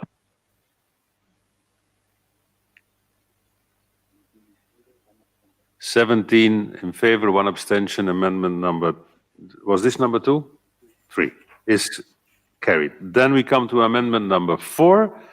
I understood that the rapporteur wished to say something on this. Rosa, you have the floor. I hope it doesn't crash down here, because it's getting crowded on the screen, but let's try it.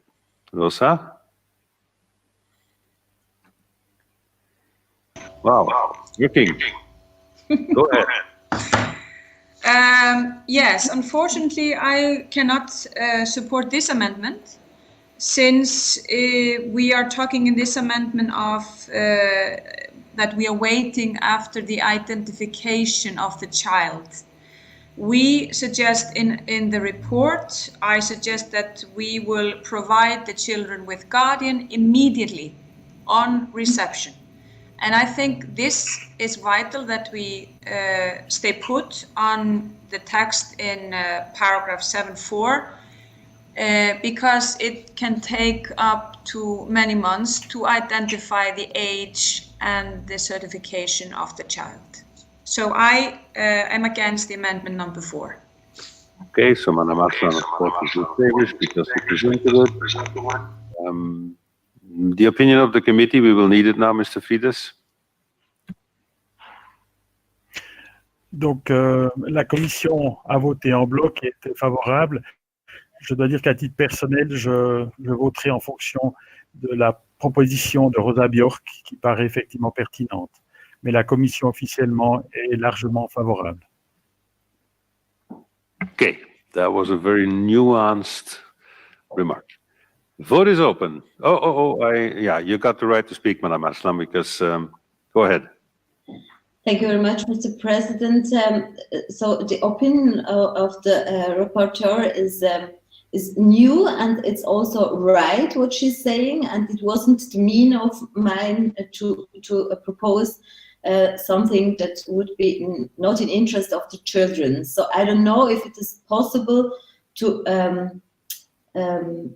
take the proposal back, zurückziehen von diesem Antrag. Ob ich das kann, weiß ich nicht. Und wenn das möglich ist... Aslan, if you tell me right now that you withdraw it, and if no one else supports it, then it's gone. So. Dann ziehe ich diesen Antrag zurück zugunsten der Berichterstatterin. Okay, does anyone want to support it? I see a very enthusiastic committee chair who dares to go against this. I suppose no one. Then the amendment falls. We come to amendment number 5. Here again, we know it is supported by Madam Arslan. Does anyone want to speak against it? I don't see anyone. The committee, we know the opinion. The vote is open.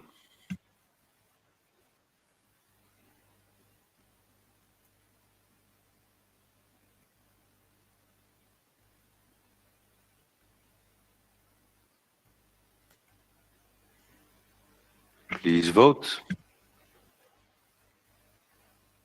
Closed. Result.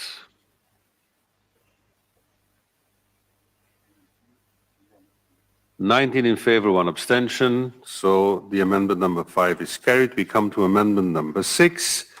Same procedure. We know Madam Ansel is in favor. We know the committee is in favor. Does anyone wish to speak against? I don't see anyone.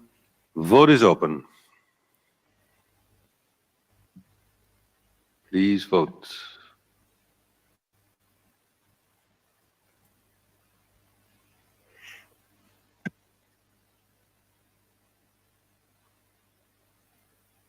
Please vote.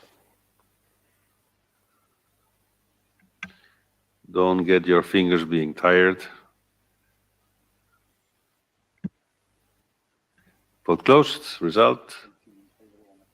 18 in favor, 1 abstention, so it is carried. This is 1 vote less than just a minute ago. The one who went away, come back. Amendment number 7, we know Madam Arslan is supporting it, and the committee also. Anyone wishes to speak against it?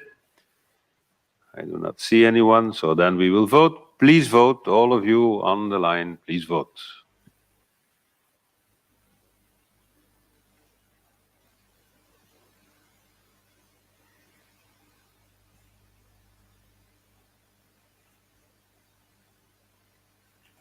Vote closed. Result.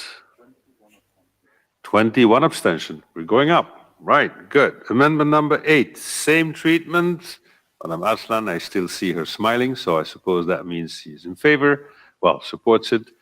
And Mr. Frieders, he is neutral, but I suppose this is like him smiling, right? Okay. Anyone against? I don't see anyone. Then we will vote. Vote is open.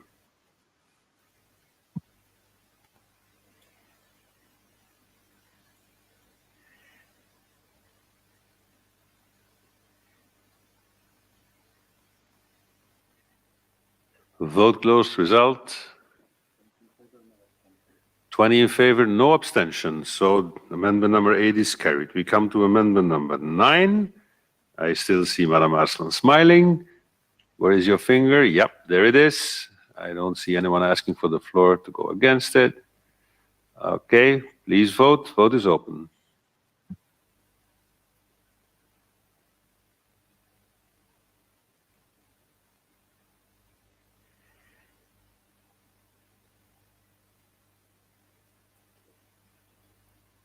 Vote is closed. Result.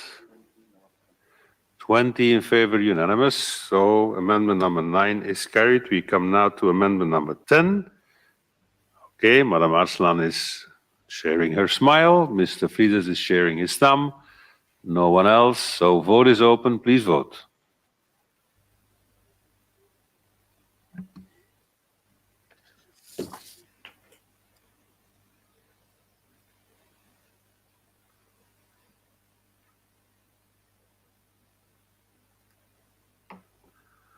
Vote is closed. Result 21 in favor. Going up again. Very good. So now we come to amendment number 11, the last on the resolution.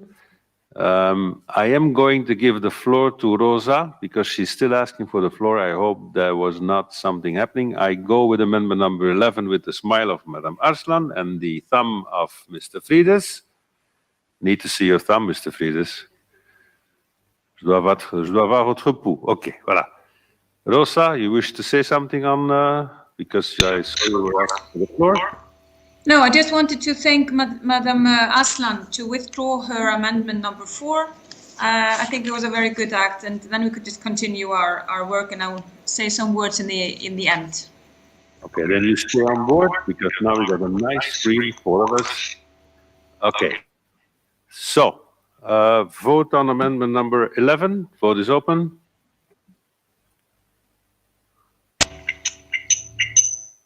Please close your mics, Mr. Frieders.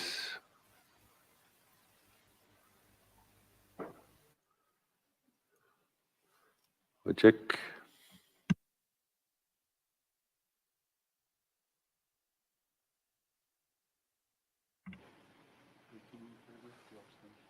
Vote is closed. 18 in favor, 2 abstentions. So amendment number 11 is carried. Rosa, could you put on your video because we're voting on your resolution?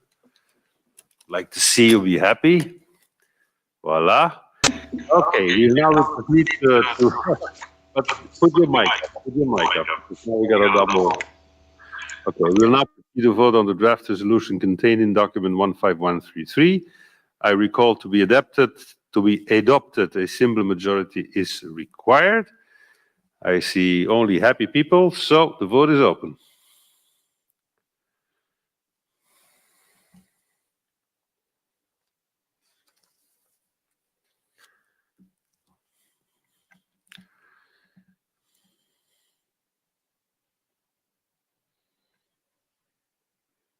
We'll check.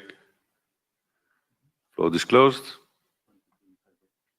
22 in favor and unanimous. Wow, Rosa. Madame Arslan, well done. You see, now the big disadvantage of having to do this online is that now we cannot go around and congratulate each other and have like a glass of water, juice, wine, whatever. Okay, we now come to the recommendation. The Committee on Migration, Refugees, and please stay on board, the 3 of you. The Committee on Migration, Refugees, and Displaced Persons has presented a draft recommendation on effective guardianship for unaccompanied and separated migrant children. We have 3 amendments that have been tabled. As I said, we need to consider amendments individually. They will be taken in the order in which they appear. We got amendments number, just taking my document here, number 12, 13, and 14.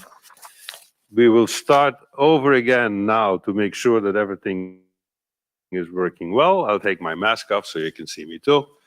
Okay. So, Madame Arslan, do you wish to support your amendments? Please take the floor. Open your mic. Yes, Mr. President, I would like to support my amendments, and I hope you and the members also. Thank you very much. Monsieur Frieders, est-ce que je peux voir votre pouls là sur les amendements?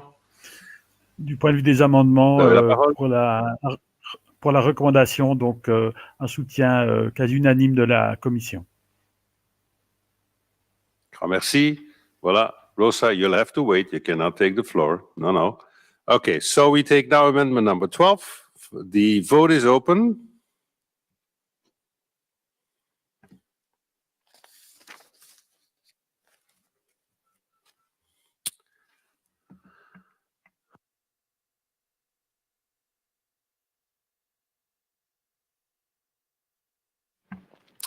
Vote is closed. 18 in favor, 19 in favor, 1 abstention. So the amendment number 12 is carried. Then we go to amendment number 13. I'm looking at Madame Arslan. The smile is still there. Looking at Mr. Fides. There is his thumb. Rosa is getting nervous. Okay. Vote is open. I have to say it's nice to have the screen like this with the 4, right? So I'm trying to install some new habits down here. Okay. Please vote.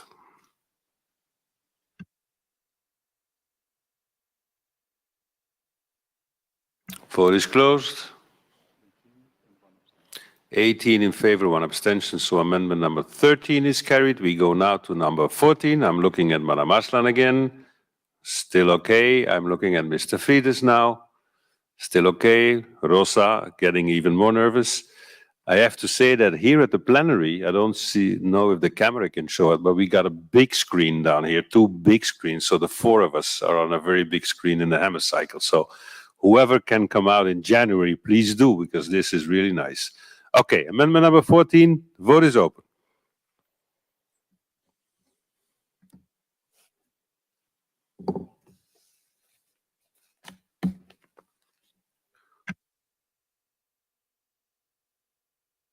Please vote. Result, 19 in favor, no abstentions, so number 14 is carried. Dear colleagues, we shall now proceed to vote on the draft recommendation contained in document 15133 as amended by the Committee on Social Affairs. I recall all of you that to be adopted, a 2/3 majority is required. The vote is open.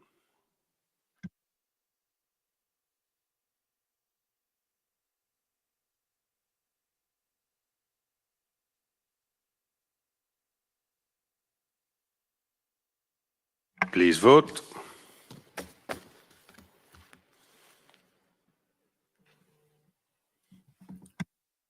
Vote is closed. 21 in favor, no one against, no abstentions. So that's unanimous. Congratulations, all of you. Congratulations, Rosa. And very, very, very well done. So we're all proud of you. It's an empty hemicycle, but they're all cheering for you. Voila. Thank you very much. And for a very, very good job. Well done. Colleagues, we now go to the debate on the report on investment migration, document 1527 from the Committee on Migration, Refugees and Displaced Persons, for which the Committee on Legal Affairs and Human Rights has been seized for an opinion, which will be presented by Mr. Peter Omtzigt. I hope that we are still in time, Peter. I know that you had to get out at 4:30, so we'll try to get you in here. The report will be presented by the rapporteur, Alexander Pojcek. I call Mr. Pojcek to present the report. You have 10 minutes in total, which you may divide between the presentation and reply to the debate. Alex, you have the floor. Thank you very much, dear colleagues, dear President. You mentioned happy people. I'm so glad that in those very difficult times you are happy as well. I'm so glad to see you in good shape. Dear colleagues, restriction on international travel due to the COVID-19 pandemic have reduced people movements and also reduced foreign investment for the purpose of receiving work visas, residence permits, tax domiciles, and citizenship. Nevertheless, the subject still on high political importance today. This problem exists in many European countries and does not exist in some of them.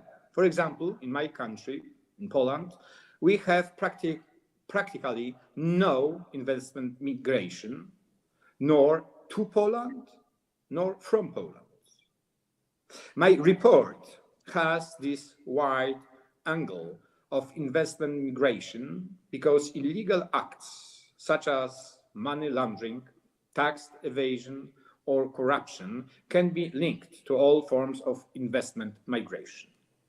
It is not so much the acquisition of citizenship or passports which causes trouble in this respect. Criminals might also seek to benefit from long-term residence permit or visa-free travel schemes based on all kinds of investment, as well as investment opportunities which low taxes or in anonymous funds or real estate. The subject of my report has received great attention because of illegal practices linked to the investment migration. Most recently, one member state changed its practice of awarding citizenship for investors when media found a prominent case involving a high-level corruption scandal. For some time, the EU Commission and the EU Parliament have voiced strong criticism of so-called golden passports. This discussion is a part of the wider discussion about the EU's competence to regulate national citizenship in the EU. If European Union member states agree that golden passports should be banned by the EU, they, de jure, agree to recognize EU competency in this field. For the Council of Europe, it might be delicate and surely difficult to engage in this internal debate within the European Union. The subject is also very delicate since we are 47 countries against only 27 which are the members of European Union, and extending EU regulations over countries not members of European Union would be, in my eyes, quite abusive.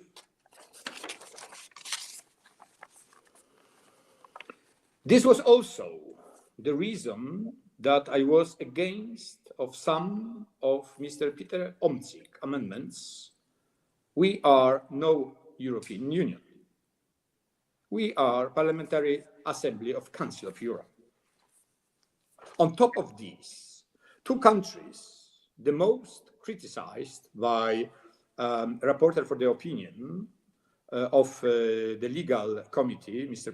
Peter Omtzig, were Malta and Cyprus, both members of EU. Let EU to deal with his members. Practically, all countries of Europe, member states, have one or several forms or what I call investment migration in my report before you today. The research done for my report through the European Centre for Parliamentary Research and Documentation has clearly shown this. The most national investment migration schemes require a considerable amount of money to be invested. Bulgaria requires an investment of €500,000 for a passport after 6 years residency.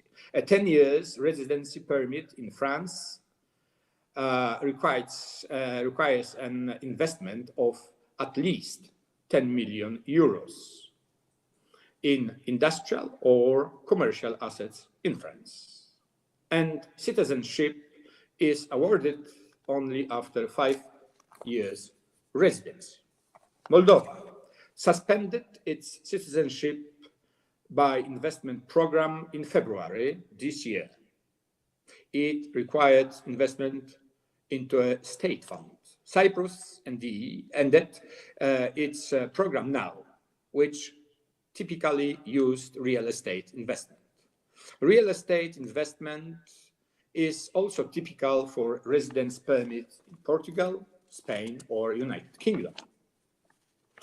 Overseas territories of member states frequently offer investment migration schemes which grant lower taxes and often less transparency. My political friend and colleague Peter Omtzig may tell us more about the Dutch Antilles in this context, which offer long-term residence permits and Dutch citizenship after 5 years for an investment in real estate of at least $420,000. My report does not criticize countries for seeking such investments, as long as the investments are not opening possibilities for illegal practices. The core objective of my report is to draw attention of member states to the standards developed by the Council of Europe against corruption and money laundering, as well as tax evasion. You will find detailed references in my report. As I said, Peter Omtzigt has proposed for Legal Affairs Committee a number amendments to the draft resolution and recommendation adopted by the Migration Committee. There was quite a long discussion on Legal Affairs Committee.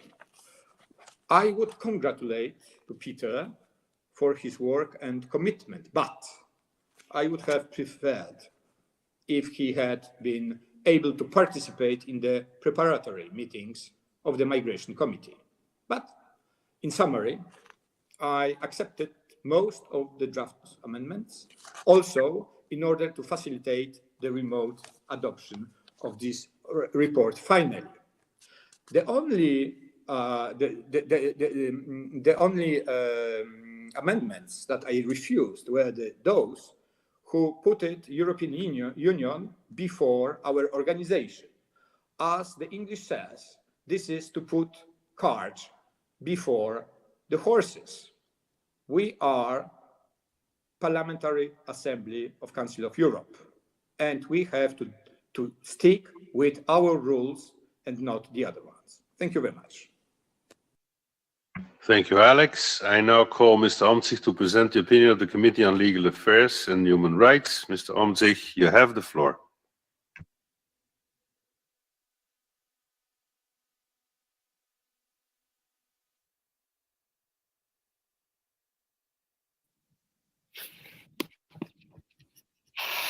Dear colleagues, as Rapporteur for Opinion of the Legal Affairs Committee, I very much welcome the report of the Migration Committee on Investment Migration from my colleague Alexander Pocic. This is a very important issue, not only from the perspective of migration and nationality issues, but also for the rule of law and in particular the fight against organized crime, corruption and money laundering. The Migration Committee report assumes that a state must have complete sovereignty over who may come and live on its territory. On that basis, nationality or legal residency may be put up for sale, provided the price is right and provided there are procedural safeguards to keep out known criminals.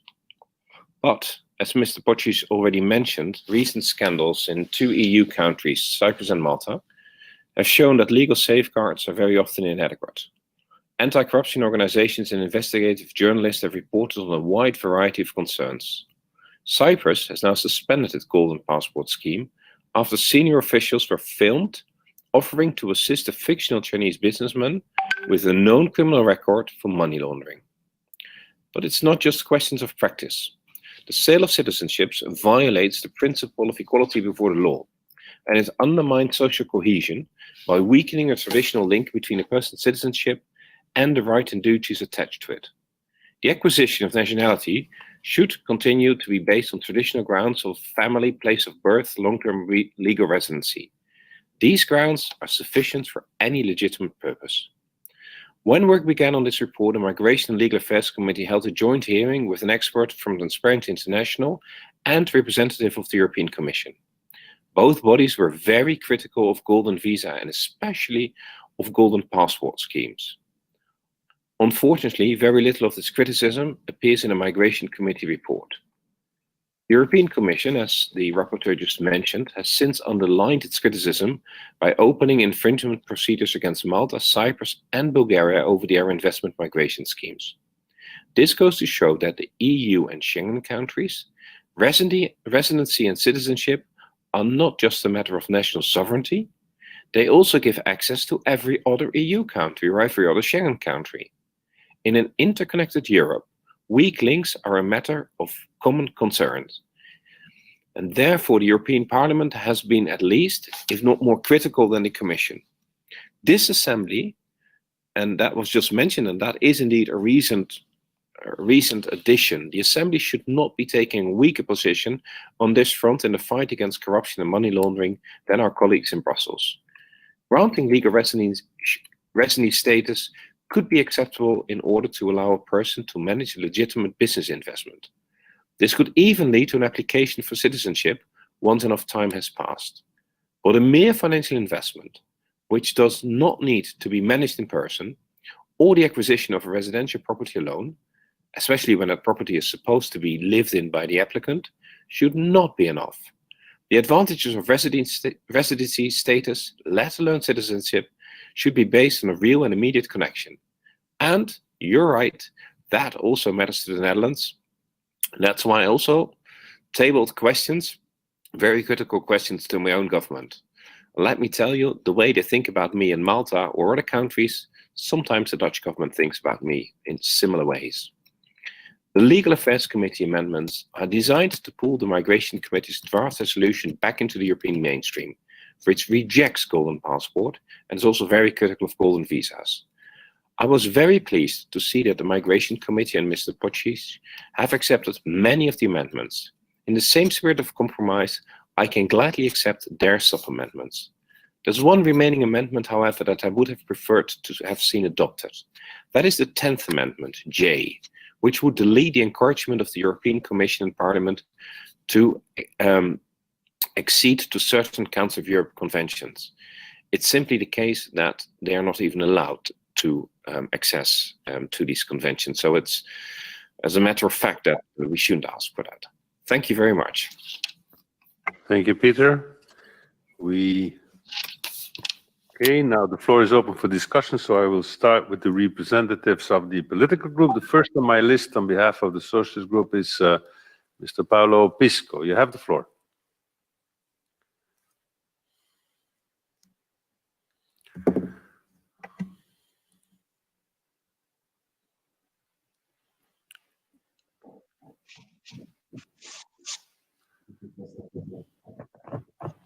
Merci beaucoup, Monsieur le Président. Je crois que vous m'entendez. Tout va bien. Merci beaucoup. Alors, je commence par féliciter le rapporteur, Monsieur Alexander Počić, et aussi Monsieur Peter Omtzig, de la part de la Commission des affaires juridiques. Et ce que j'aimerais dire au nom du groupe socialiste, c'est qu'on soutient bien le rapport avec les amendements qui ont été issus, qui ont sorti de la Commission des affaires juridiques, parce qu'ils sont très importants pour donner un peu plus de cohérence et de solidité par rapport à ce sujet qui est énormément important dans le contexte de la lutte contre la criminalité, le blanchissement d'argent, d'autres formes de corruption, l'évasion fiscale, dans le contexte de ce thème qui est un sujet de discussion très fort dans nos sociétés lié à l'octroi de nationalité et de titres de résidence à partir des golden visas ou des golden passports. Alors, je crois que c'est important qu'il y ait cette discussion et c'est pour ça aussi qu'on soutient ce rapport, qu'il est très important qu'on le discute, mais c'est aussi très important qu'il soit objectif parce qu'il y a une tension. D'ailleurs, une tension qu'on a bien remarquée dans les positions respectives de notre collègue Alexander Počić et Peter Omtzig, parce qu'en effet, il reflète les tensions qui existent dans nos sociétés. Parce que si bien qu'il y a la reconnaissance qui existe vraiment un problème qui est lié à l'octroi des nationalités et de titres de résidence à partir des Golden Visas et des Golden Passports, il y a aussi la volonté des États membres de maintenir une sorte de schéma qui permet aux investisseurs étrangers d'investir dans leur pays. Donc, je crois que cette discussion, elle est très importante parce qu'il y a beaucoup de cas qui sont qui sont venus sur la scène, sur la discussion, qui ont un rapport direct entre l'octroi de ces facilités et des formes de criminalité, des formes de corruption, d'évasion fiscale. Donc, on est aussi en face d'une question qui a une dimension morale, parce que s'il y a une évasion fiscale, s'il y a des personnes qui sont en face de la justice, on ne peut pas tout simplement les accepter comme si rien ne se passait. D'ailleurs, tous les instruments qui existent déjà dans nos pays, dans l'Union européenne, dans le contexte de l'OCDE et du Conseil de l'Europe, mais ceux qui ont plus un caractère plus vinculatif, c'est très important qu'ils puissent mener à des changements dans les lois, dans les règles pour accepter ce genre de situation. Donc, on voit très bien que le sujet, il est très difficile, il est très complexe, parce qu'il existe aussi, pas seulement dans les pays membres de l'Union européenne et les pays membres du Conseil de l'Europe, il existe aussi extérieurement, dans d'autres pays, des pays tiers, et donc ce que ça veut dire qu'on a besoin d'une approche globale de façon à pouvoir régler mieux ces complexes situations. Donc, je dirais que c'est très important qu'on continue de cette discussion, qu'on l'approfondisse et qu'éventuellement on arrive à une sorte de règles communes que peuvent garantir une vraie fiscalisation de ce sujet. Donc, je laisse seulement pour dire que je termine en disant que le groupe socialiste, bien sûr, supporte ce rapport avec les amendements qui ont été sortis de la Commission des affaires juridiques. Merci beaucoup, Monsieur le Président. Merci. May I really ask our colleagues, because we got a lot of amendments to do, to stay within the 3 minutes. So now, next on my list is, on behalf of EPP, Mr. Kilionen Munyama. You have the floor. 3 minutes. Thank you, Mr. President, and I think you can see that I have a very hard nut to crack, because I have got two of my colleagues, Alex, who is the rapporteur, and Peter, who is as well an opinion of the Legal Affairs Committee, both from the EPP. During the meeting of the Committee on Migration, Refugees and Displaced Persons on Wednesday, on the 2nd of December, we voted on amendments that were tabled by the Legal Affairs Committee. And I find it as if I'm trying to be a referee to two teams which are both at my heart. However, I would like to underline the importance of this report, because it brings light to some of the problems encountered by the Council of Europe member states. It is widely worthwhile, actually, to emphasize that we as the Parliamentary Assembly fully welcome the European Parliament's resolution of the 26th of March 2019 on financial crimes, tax evasion, and tax avoidance. National programs of member states for awarding citizenship, residence permits, and tax domiciles to foreign investors must rather respect the legal standards set by the Council of Europe. Most importantly, we could say that the resolution calls upon those member states that haven't to practically, particularly sign and ratify the Council of Europe conventions. Secondly, we should say that member states should categorically refrain from awarding citizenship on residence permits to foreign investors where investments are effectuated in goods and funds with little transparency. Thirdly, it is very important that member states should set up domestic rules and procedures for the withdrawal of citizenship where corrupt means of obtaining it have been applied.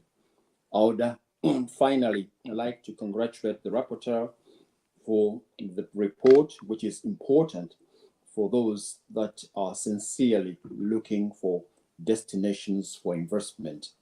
Harmonization of the rules of the game in investment migration is a necessity indeed. Thank you very much, Mr. Chair. Thank you very much also for staying within your 3 minutes. I do appreciate it. Now, on behalf of ALDE, Monsieur Damien Cotier. Damien, vous avez la parole.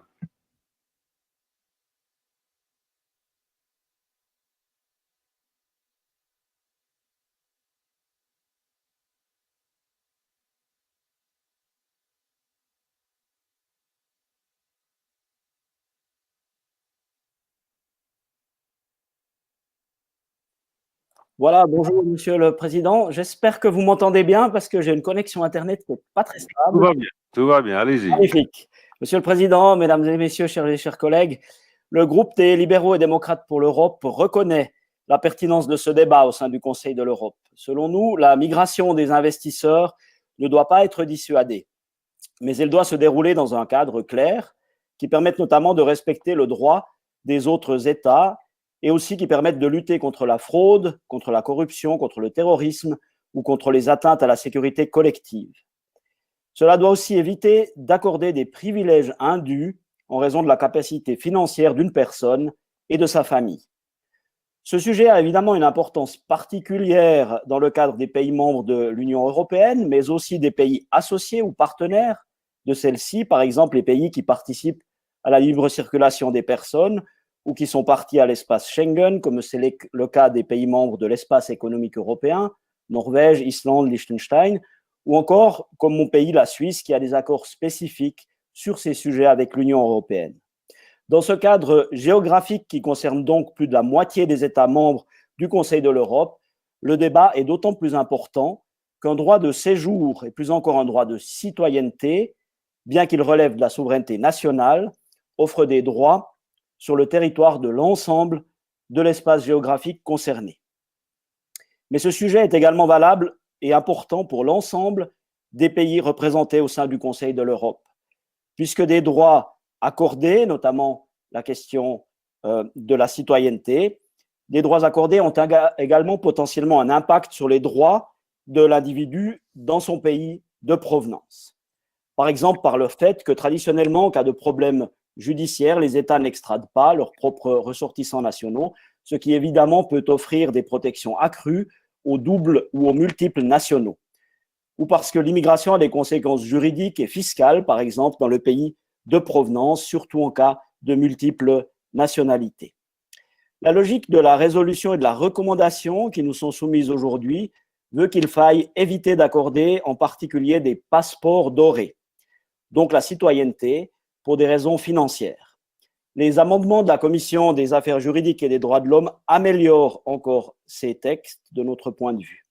Tout en respectant la souveraineté des États, notre Assemblée les invitera ainsi à limiter ou à faire cesser les possibilités en matière de passeport doré et à revenir à une approche d'acquisition de la nationalité par le droit du sang ou par le droit du sol, ou alors par un processus de naturalisation qui doit être lié à un séjour de longue durée dans le pays de destination. Le projet demande également aux États de veiller à des mesures visant à lutter contre la corruption, l'évasion fiscale, la fraude, le financement du terrorisme ou des atteintes à la sécurité. Le groupe ALDE soutient cette approche et il adoptera les projets qui sont soumis au vote en retenant prioritairement les amendements de la Commission des affaires juridiques et des droits de l'homme. Le groupe ALDE remercie enfin et félicite les rapporteurs pour leur travail. Je vous remercie. Merci Damien. Now we go to UL representative André Junko. André, you have the floor.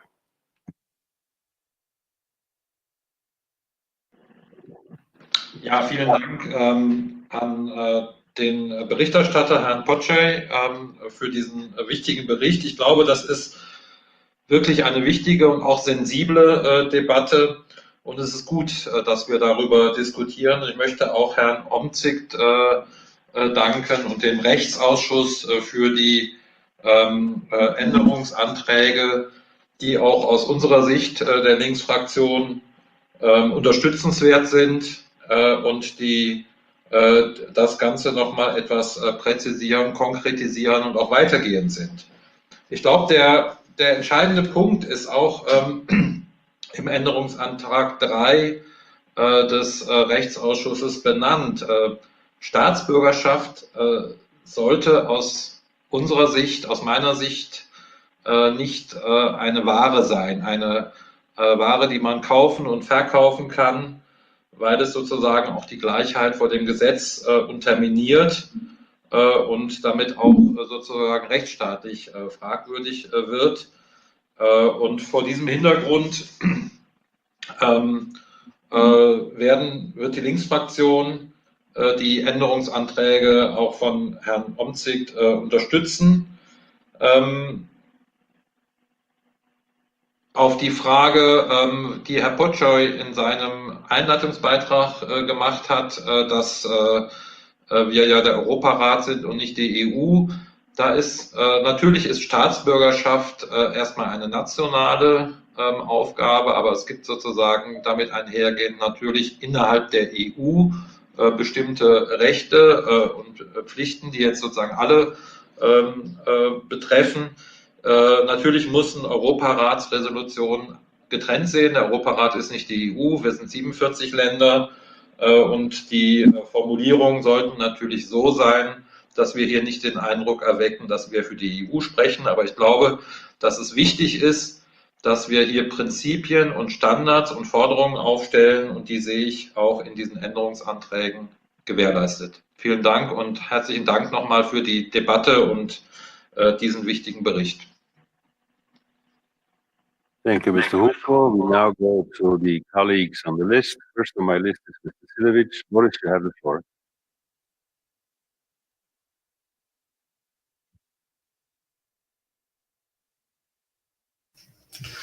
Thank you, President. I appreciate the rapporteur's work. The report is really very timely and interesting. However, I must say I look at this problem from the other side of the border, so to say. I was born and grew up in the USSR, behind the Iron Curtain, and got a chance to travel abroad for the first time when I was almost 40. Even after the fall of the Iron Curtain and before Latvia joined the EU and Schengen area, I fully enjoyed all pleasantries of trying to enter other states in whatever capacity. When it comes to crossing borders, immigration, and particularly citizenship, we can't really speak about equality, full equality, and justice.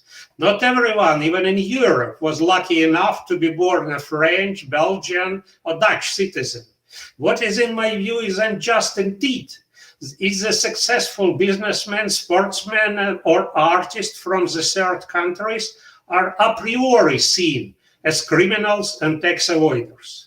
We have some quite positive experience with residence, however, not citizenship, by investment in Latvia.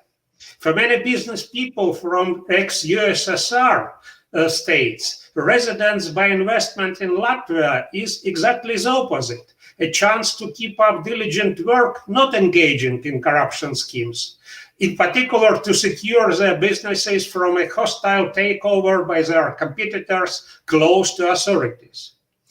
I fully agree with the rapporteur that ensuring due diligence is absolutely necessary. What I do not agree with, however, that investors from the third countries should be a priori treated as potential criminals. I believe that if potential immigrants meet the same high AML standards as their colleagues who happened to be born in the EU member states, these investors should be treated without prejudice and discrimination. Dear colleagues, let's speak open language. Not investors or immigrants are the source of corruption. The source of corruption is exactly unscrupulous civil servants and politicians who are citizens of all democracies.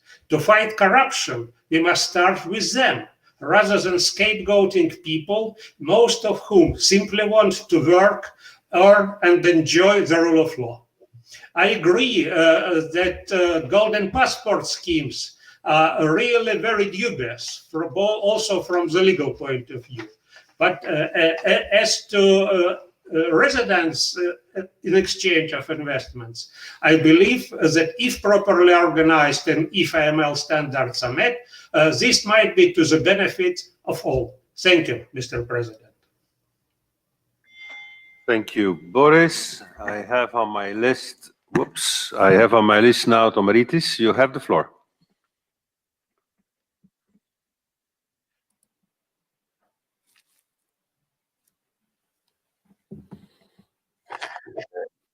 Good evening, Mr. President. I wish to congratulate and thank the rapporteurs, the rapporteur, Mr. Wojciech, as well as the rapporteur for opinion, Mr. Omzik, for their contributions. Investment migration has been an important public issue in Cyprus the past couple of years and a significant means to attract foreign investment after the bailout of the Cypriot economy in 2013. It has contributed to job creation and has effectively helped our economy. The Cyprus government and the House of the Representatives made a series of changes to the Cyprus investment program through the adoption of stricter provisions pertaining to transparency and due diligence in line with European and international standards and recommendations. However, recent developments have led to the suspension of the program by the government. We support the report's draft resolution that seeks to lay out the applicable legal standards and the established rules for the granting of citizenship, so that there may be no room for maneuver and illicit practices. Thank you very much.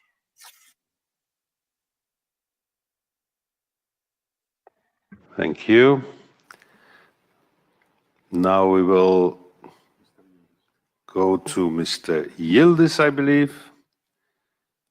Yes, Mr. Yildiz, you have the floor. Thank you, Mr. Chairman, Mr. President. I fully agree with Rapporteur Wojciech on the EU and Council of Europe relationship, taking into consideration that Council of Europe has broader membership. I strongly believe that referring to EU documents, conventions, and making them criteria for all members of the Council of Europe is not appropriate, and I think it is legally problematic. Contrary, EU may refer to Council of Europe conventions, but the opposite, I think, is legally very problematic and politically also. Vice versa, addressing the disagreement within the EU is not our business. If we agree on a text, convention, or if we make a call within our organization, it automatically covers the EU members. Then I invite all members to vote accordingly, to take this into consideration when voting. Thank you. Thank you, Mr. Yildiz. Does anyone else wishes to take the floor? I don't see any other colleague. Speakers list, therefore, is closed. Nope, I see one jumping in here. I see no. In and out, no. Okay, then I will call Mr. Wojciech to respond. Mr. Alex, you've got the floor. What is this? Yeah, but this is like on, off, on, off. Mr. Malia, you have one more chance to try to log in. Doesn't work. I do apologize. Alex, you have the floor for response. Merci beaucoup, cher président. Je n'ai pas grand-chose à ajouter. Il me semble que j'ai accepté un grand nombre des amendements déposés par Peter. Et d'ailleurs, Peter, si je comprends bien, il était d'accord avec mes sous-amendements et avec mon rejet de 2 amendements qu'il a déposés. Nous avons une différence qui concerne le dernier amendement, c'est-à-dire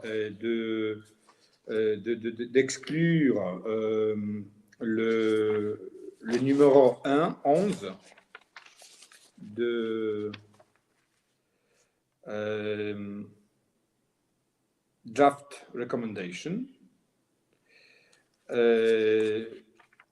Mais à mon avis, comme nous savons tous et que nous faisons des démarches pour avoir l'Union européenne comme un des membres, à mon avis, rien ne s'y oppose de demander l'Union européenne à adhérer à nos recommandations. Merci beaucoup. Merci Alex. J'appelle maintenant le président du comité de migration, M. Frides. Vous avez la parole si vous le désirez pendant 3 minutes.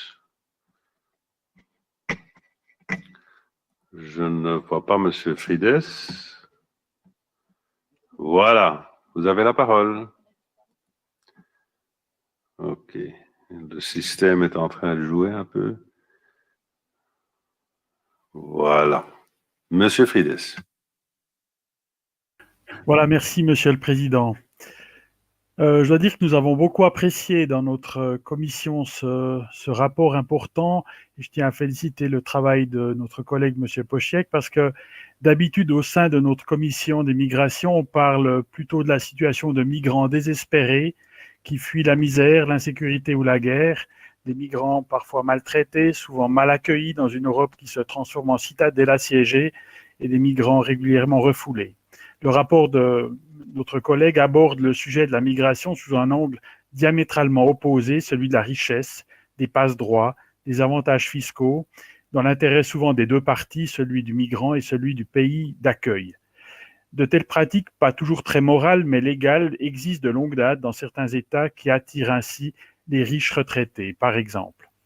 À travers son rapport, notre collègue pointe du doigt toutes les dérives possibles en lien avec le crime organisé, le blanchiment d'argent ou la fraude fiscale. D'où le devoir, l'obligation de vigilance des États, d'où l'obligation de renforcer la législation au maximum pour disposer de règles claires, pour éviter, en cas de crime ou d'actes illégaux, la possibilité facile d'octroyer des permis de séjour, des domiciliations fiscales ou tout bonnement l'accès à la citoyenneté.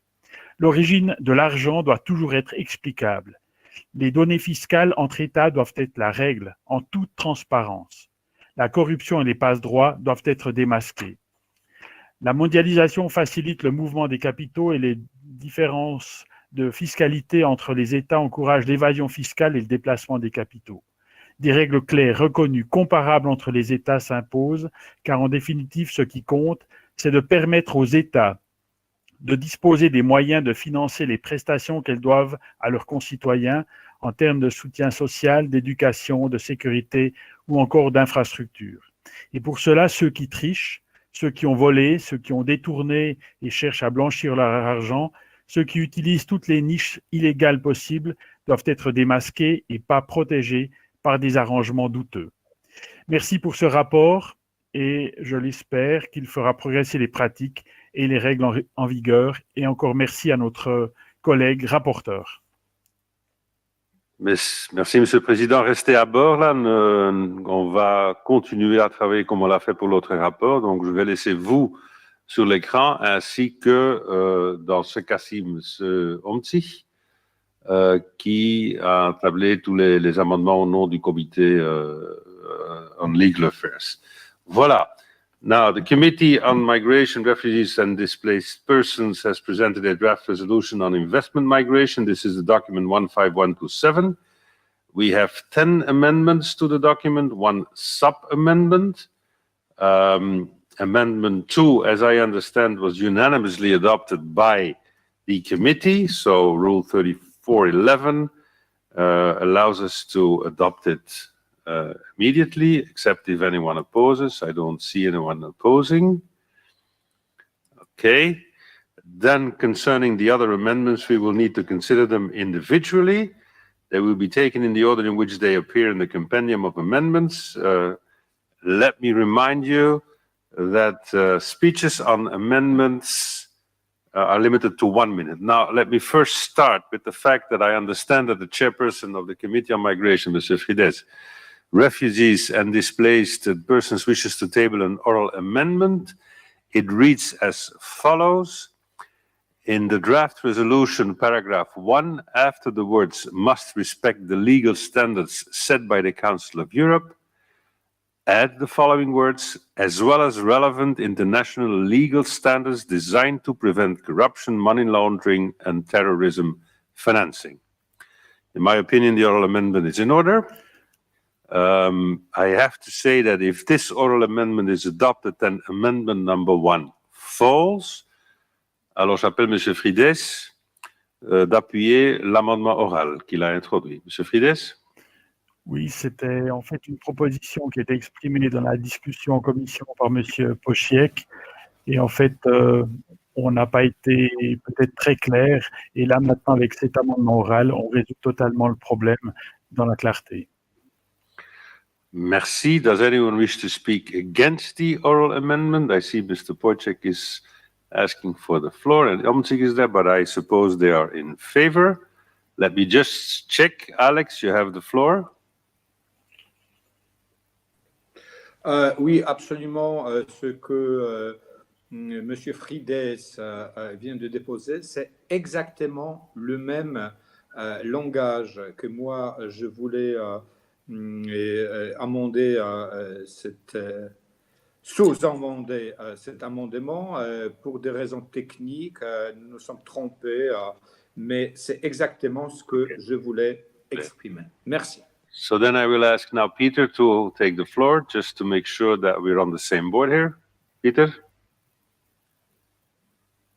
And stay on board, Peter. We keep Mr. Frides and yourself during all the amendments on board. So Peter, you have the floor.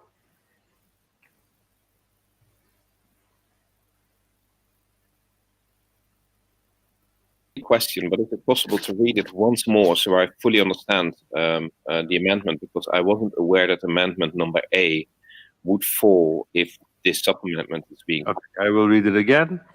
In the draft resolution, paragraph 1, after the words must respect the legal standards set by the Council of Europe. Yeah.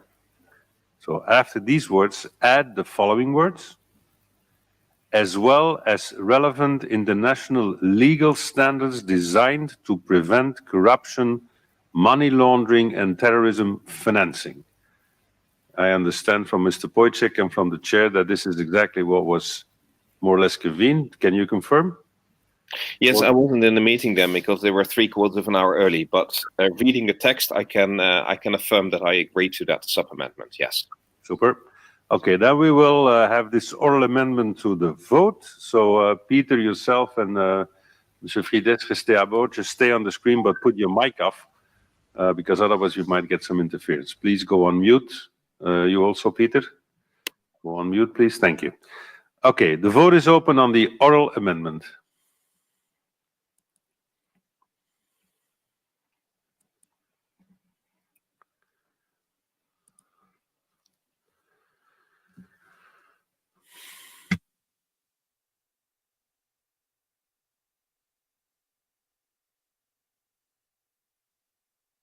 Please vote.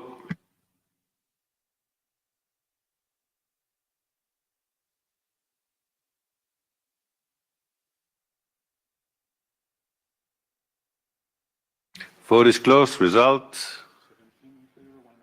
17 in favor, 1 abstention. So the oral amendment is accepted, which means that amendment number 1 falls. We immediately go to amendment number 3, given that 2 has already been accepted. Who wishes to support the amendment? Mr. Omtzigt. Thank you very much, Mr. President. This is the essence. The Assembly, we consider that citizenship should not be up for sales, and therefore we ask for golden passport schemes who have proven to be a dangerous gateway for corruption, organized crime and money laundering to be forbidden. That, by the way, is something different from forbidding people to give them visa to allow them to travel, which rightfully Mr. Cilevic pointed out is very welcome.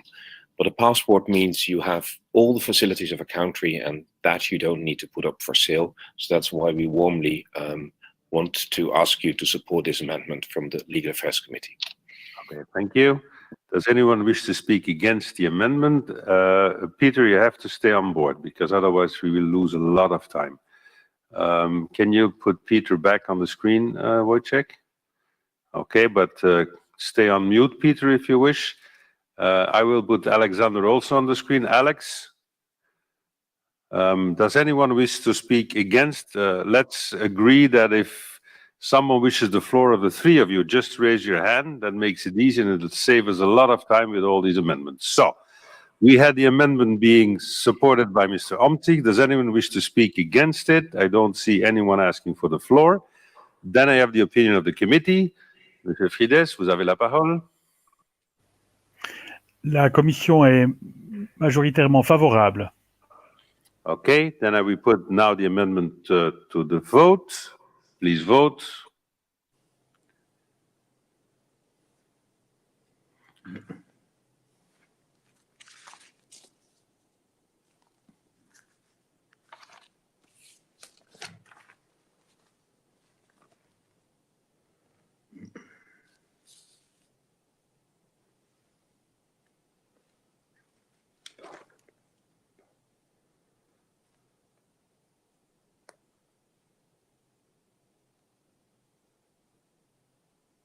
Please vote.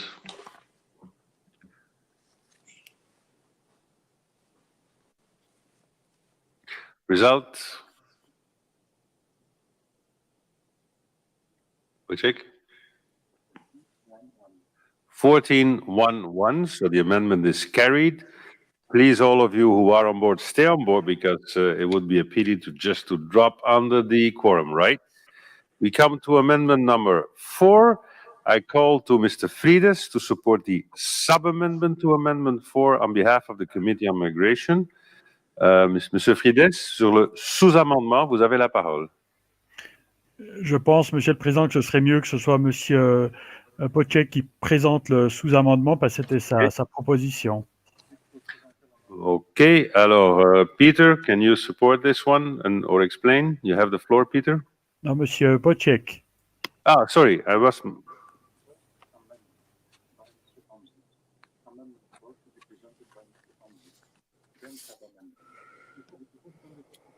No.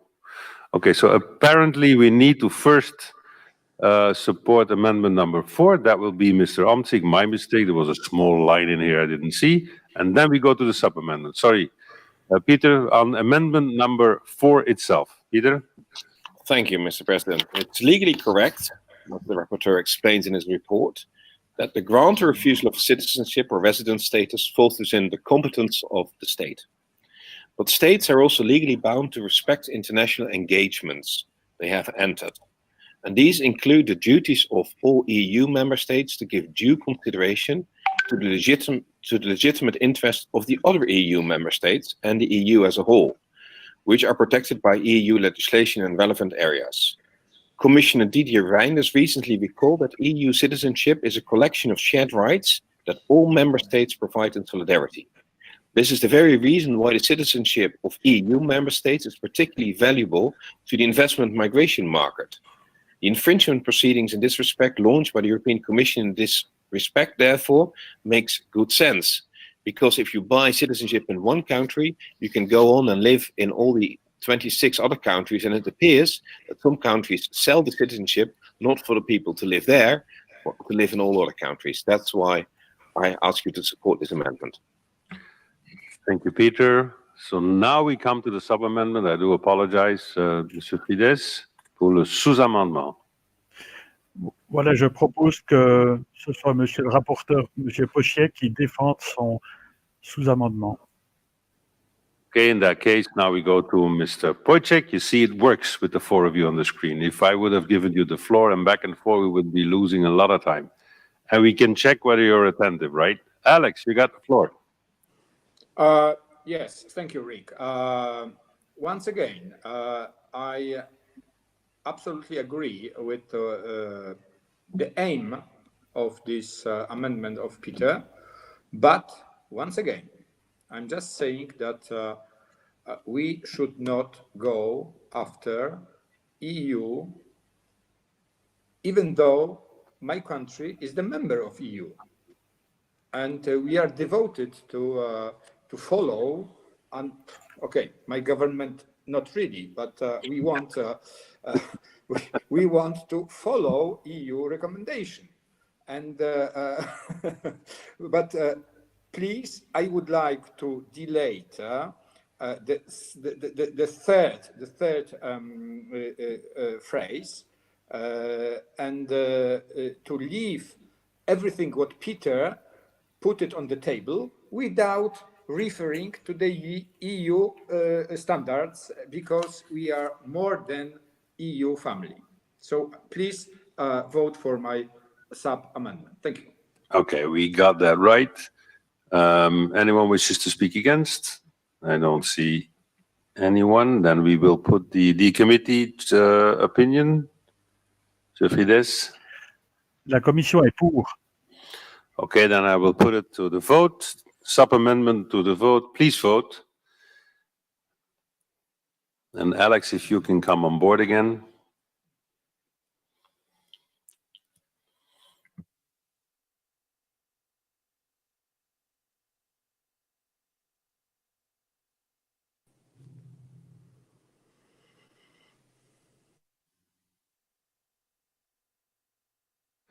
Okay, vote closed.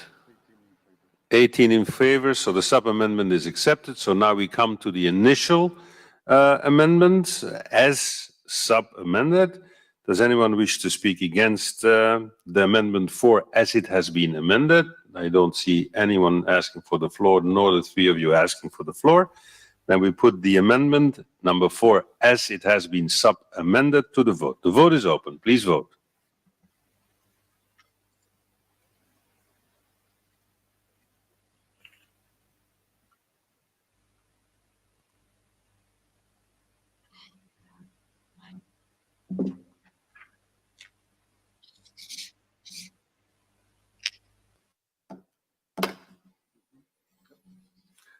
Result, 18 in favor, 1 abstention. So 18 in favor and 1 against. So the amendment number 4 as sub-amendment is accepted. We now come to amendment number 5. So first of all, we would have Mr. Omtzigt. Do you wish to enlighten us, please? You have the floor. Yes, thank you, Mr. President. The existing text seems to imply that immigration schemes based on pecuniary contribution, so-called golden passports, are generally acceptable, provided they are not based on corrupt practices by domestic administrations, see in the Amendment B. As regards avoiding conflict of interest, the practice of outsourcing the marketing of passports to private enterprises, as happened in Malta, was shown to be a very fertile ground for corruption and abuse, and therefore it should be strongly discouraged. That's why we ask you to add this line to this particular report. Thank you. Does anyone wish to speak against it? I don't see none of the three colleagues, none anyone else. Okay, then the opinion of the committee, Monsieur Fides. La commission est favorable à une large majorité. Alors, on met l'amendement numéro 5 au vote. Amendment number 5, please vote.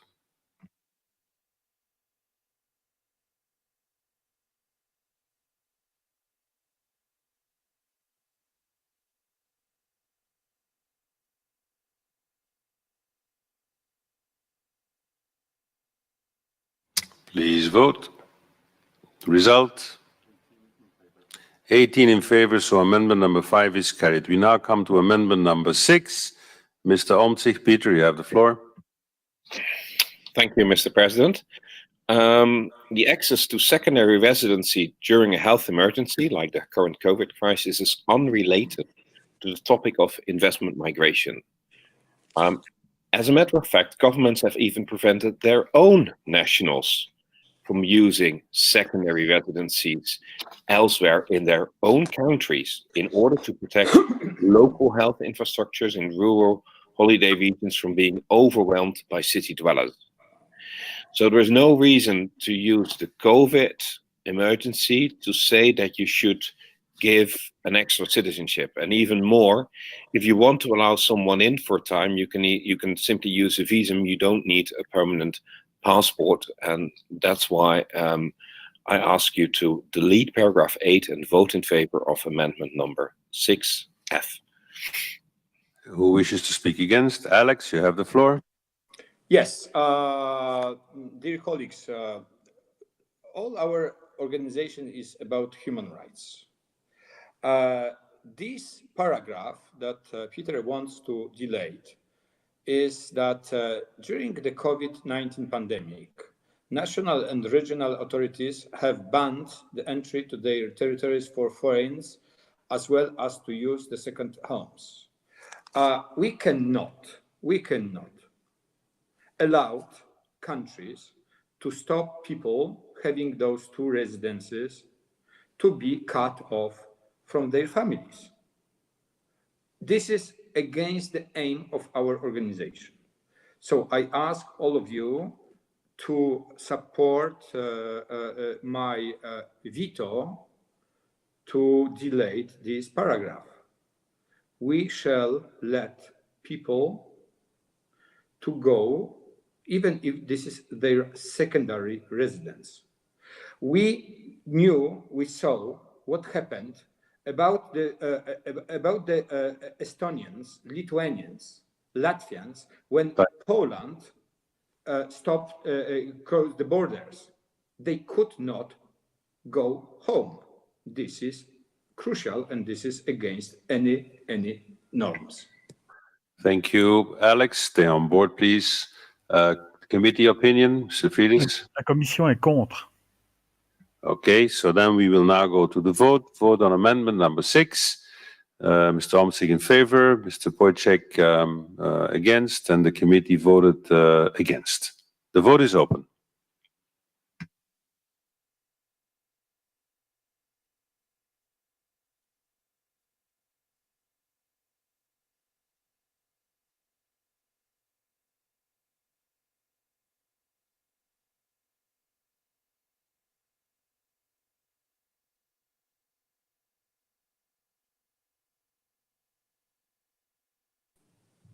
Result: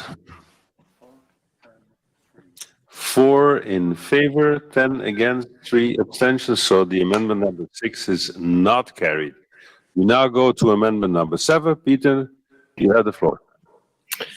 Thank you. Well, this amendment refers, for instance, to fantasy passports or unrecognized nationalities, and we believe they're not fully related to the specific issues of investment migrations. That's why we would ask you to remove this paragraph and support this amendment. Thank you.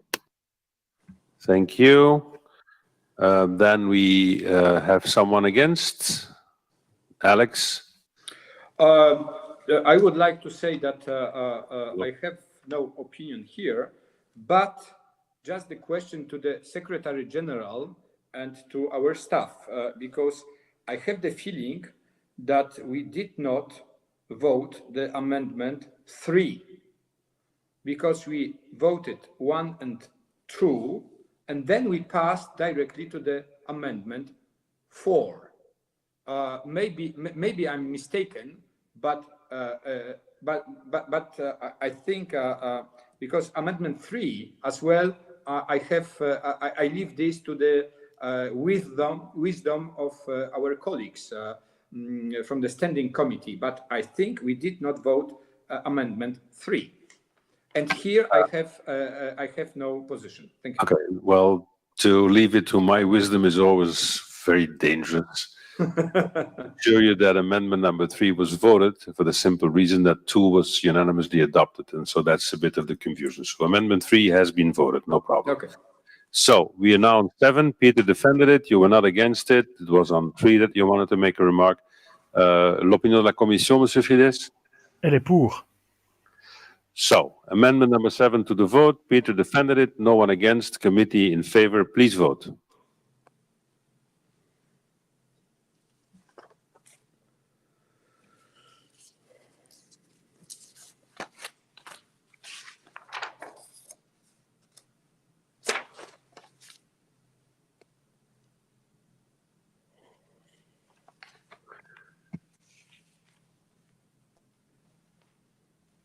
Okay, result. 14 in favor, 1 against, 2 against, so amendment number 7 is carried. Oh, 19 in favor. Please, those on board, vote a little bit faster, if possible. Now we come to amendment number 8. Peter, you've got the floor. Well, this amendment is, we're now moving from the resolution to the recommendation. And to be short, this amendment basically combines amendment B and C, the one which was adopted unanimously and the other one which we voted in favor, but in the text of the resolution. Okay, just to be clear, we're still amendment number 9 on the resolution. The recommendation comes later, right? Are we on 8 now? Okay, 8. I do apologize. Number 8, Monsieur Fides, opinion de la Commission? La commission est pour. Okay, then we put it to the vote. Please vote.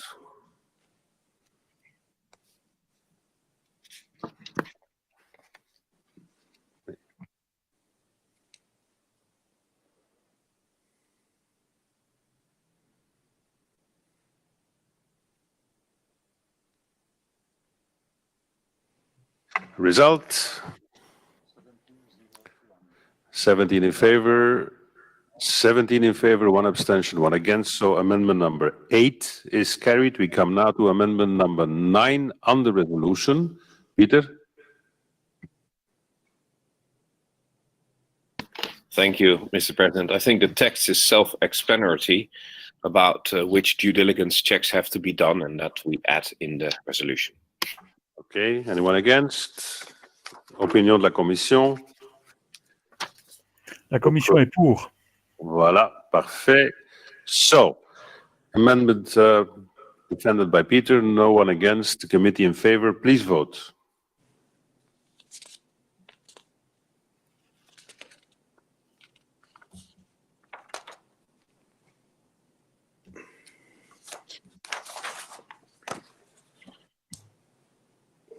Result. 18 in favor, 0 against, 1 abstention. So amendment number 9 is carried. We now come to amendment number 10. Peter, you have the floor.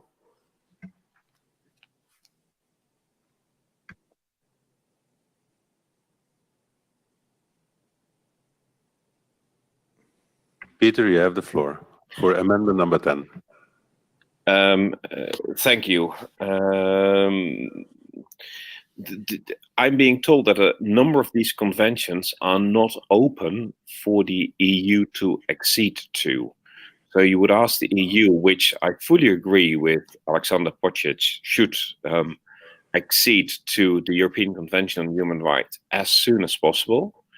But some of these conventions are only open for states and not open for the European Union. So that's why I asked to delete this particular paragraph. Alex? I can only say the same what I said. We are working on the EU being with us. If now EU is not one of the members of our organization, this is not the reason to not to ask them when once they are going to join us to accede to what we are proposing. I would leave this because this is not any harm to EU. If we are asking ourselves to stick to the EU regulations, we should, at least for one time, ask EU to stick to our regulation once they are going to adhere and join us. So please vote against this amendment. Thank you. Thank you. Opinion de la Commission? La Commission est contre. Okay, so now we put number 10 to the vote. It is defended by Peter. We had Alex against, and the committee voted against. Vote is open. Please vote. Amendment number 10.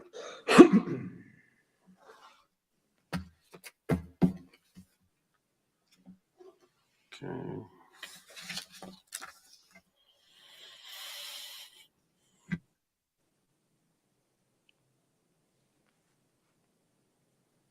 Vote closed. Result: 4 in favor, 12 against, and 2 abstentions. So amendment number 10 is not carried. We now have worked through the 10 amendments and sub-amendment and oral amendment on the resolution. We proceed to the vote on the draft resolution. It is contained in document 15127. I recall each and every one of you that to be adopted, a simple majority is required. The vote is open.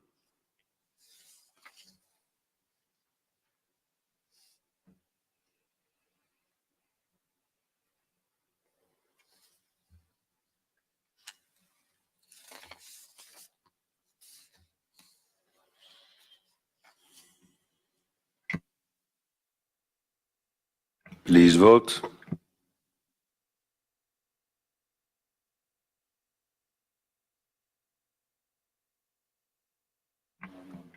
Vote is closed. 15 in favor, 1 against, and 1 abstention. So the resolution is adopted. We then come now to the draft recommendation on investment migration, which is again document 15127. 2 amendments have been tabled. We need to consider these amendments individually. We will take them in the order in which they appear in the compendium of amendments. We now pass to the defense of amendment number 11. Mr. Omtzigt, on amendment number 11. Thank you very much. This amendment, and sorry for early confusion, basically is dependent of amendment H, which we accepted to the draft recommendation, and therefore brings the draft resolution in line with the draft recommendation. That is correct. Someone against? Committee? Le comité, Monsieur Frides? La Commission est pour. Okay, so Mr. Omtzigt defended, no one against, committee in favor. Please vote. Amendment number 11 on the draft recommendation.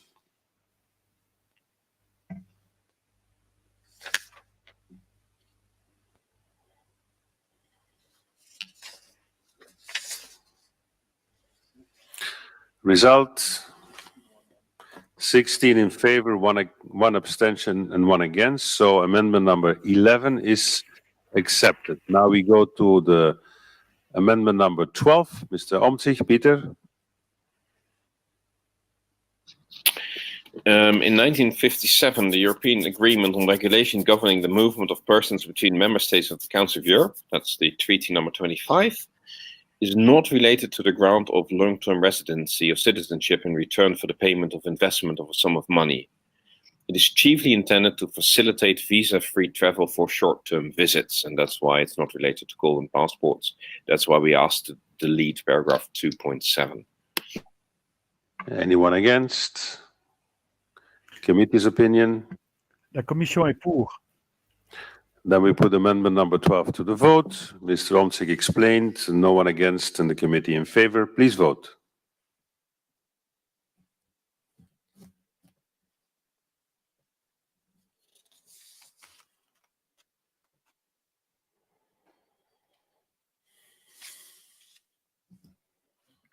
Result: 16 in favor, 1 against, and 1 abstention. So amendment number 12 has been adopted. We now come to the vote on the draft recommendation as contained and amended in document 15127. I recall to each and everyone, to be adopted, a 2/3 majority is required. Please vote on the draft recommendation. The vote is open. Please vote.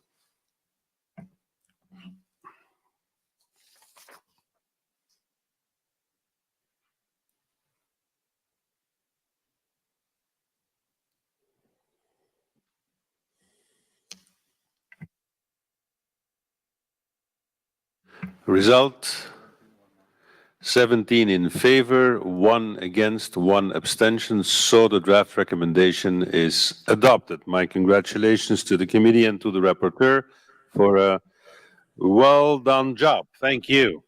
We now, dear colleagues, come to rights and obligations of NGOs assisting refugees and migrants in Europe. This is the document 1516 and amendments.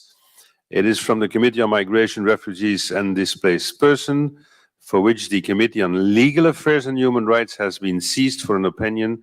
This opinion will be presented by the chairperson of that committee, which is Mr. Boris Silovic.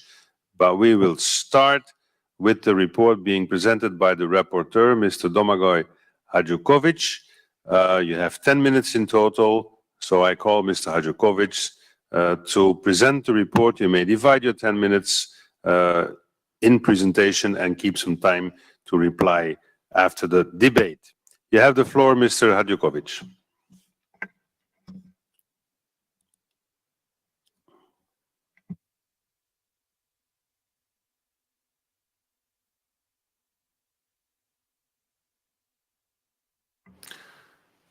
Okay, Mr. Hadžukovič. We seem to have a little hiccup here.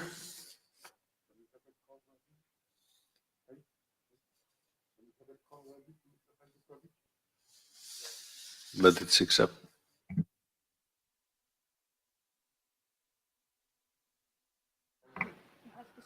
Okay, Mr. Hadžukovič, if you can ask for the floor again.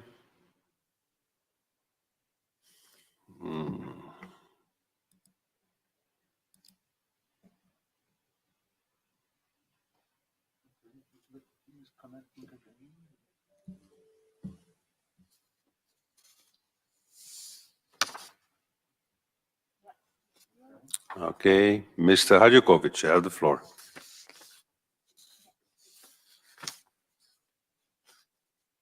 Mr. Chair, dear Rik, Madame Louis, dear colleagues, Resolution 2340 on humanitarian consequences of the COVID-19 pandemic for migrants and refugees underlined earlier this year that we are currently living in extreme times which have also a strong impact on refugees and migrants as particularly vulnerable persons.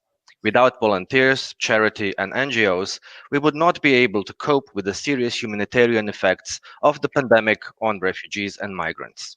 It is therefore probably appropriate to come back at the end of our long meeting to where we should be in a way when it concerns migrants. NGOs are extremely important for our democracies because they reflect civil society action and involvement in virtually all sectors of society. The Council of Europe, as well as the United Nations and the European Union, depend on NGOs' action in order to implement locally many of their work programs. The Committee of Ministers even created the INGO Conference of the Council of Europe in order to strengthen this cooperation and give it structural framework. The report which I present to you today focuses on NGOs assisting refugees and migrants. This subject is primarily political because relevant legal standards already exist. Therefore, the report and its proposed resolution recall these legal standards and try to raise political awareness and initiate action. In addition, the draft recommendations contains proposed action by our Committee of Ministers. Nearly every report of our committee has given testimony of many humanitarian initiatives by NGOs. We all know from our own countries how vital civil society and NGOs were during the 2015-2016 crisis, when they provided food, clothing, and other humanitarian aid to the hundreds of thousands of migrants stranded in European shores and streets at the time. Now, during the COVID-19 pandemic, NGOs are also at the forefront of providing humanitarian assistance to migrants in need. NGOs are as diverse as our societies, and they focus on humanitarian work, political advocacy, or on related objectives. Article 11 of European Convention on Human Rights protects freedom of association for all persons who wish to create or join an NGO. But NGOs should also be transparent in their work and accountable, in particular to their donors, contractual partners, the volunteers working for them, and of course, the refugees and migrants whom they assist. In this report, I have kept a broad definition of NGOs, including purely humanitarian charities or private non-profit organizations, private interest groups or associations which aim for advocacy or lobbying, as well as mixed forms of civil society ranging from NGOs created by political parties or religious communities to NGOs which fulfill functions or have a direct link to the government's so-called NGOs. All these NGOs have rights and obligations in accordance with the Council of Europe standards. In this regard, the European Convention on the Recognition of Legal Personality of International NGOs is an important standard set by the Council of Europe besides the European Convention on Human Rights. As indicated in its mandate, this report reminds member states that migrant smuggling is a criminal offense, but not humanitarian smuggling. NGOs which help migrants without financial or other gains, but with purely humanitarian objectives, cannot be held criminally liable in accordance with the Palermo Protocol to the UN Convention Against Transnational Organized Crime. In this context, NGOs can obviously search and rescue boat migrants in distress at sea. If they wish to cooperate with national search and rescue activities, national authorities can set up a code of conduct for their territorial waters. However, international law prevents national authorities from barring private vessels which rescued boat migrants. Our Assembly adopted a report on this subject, one of which I had the honor of preparing, which led to Resolution 2305/2019 on saving lives in the Mediterranean, the need for an urgent response.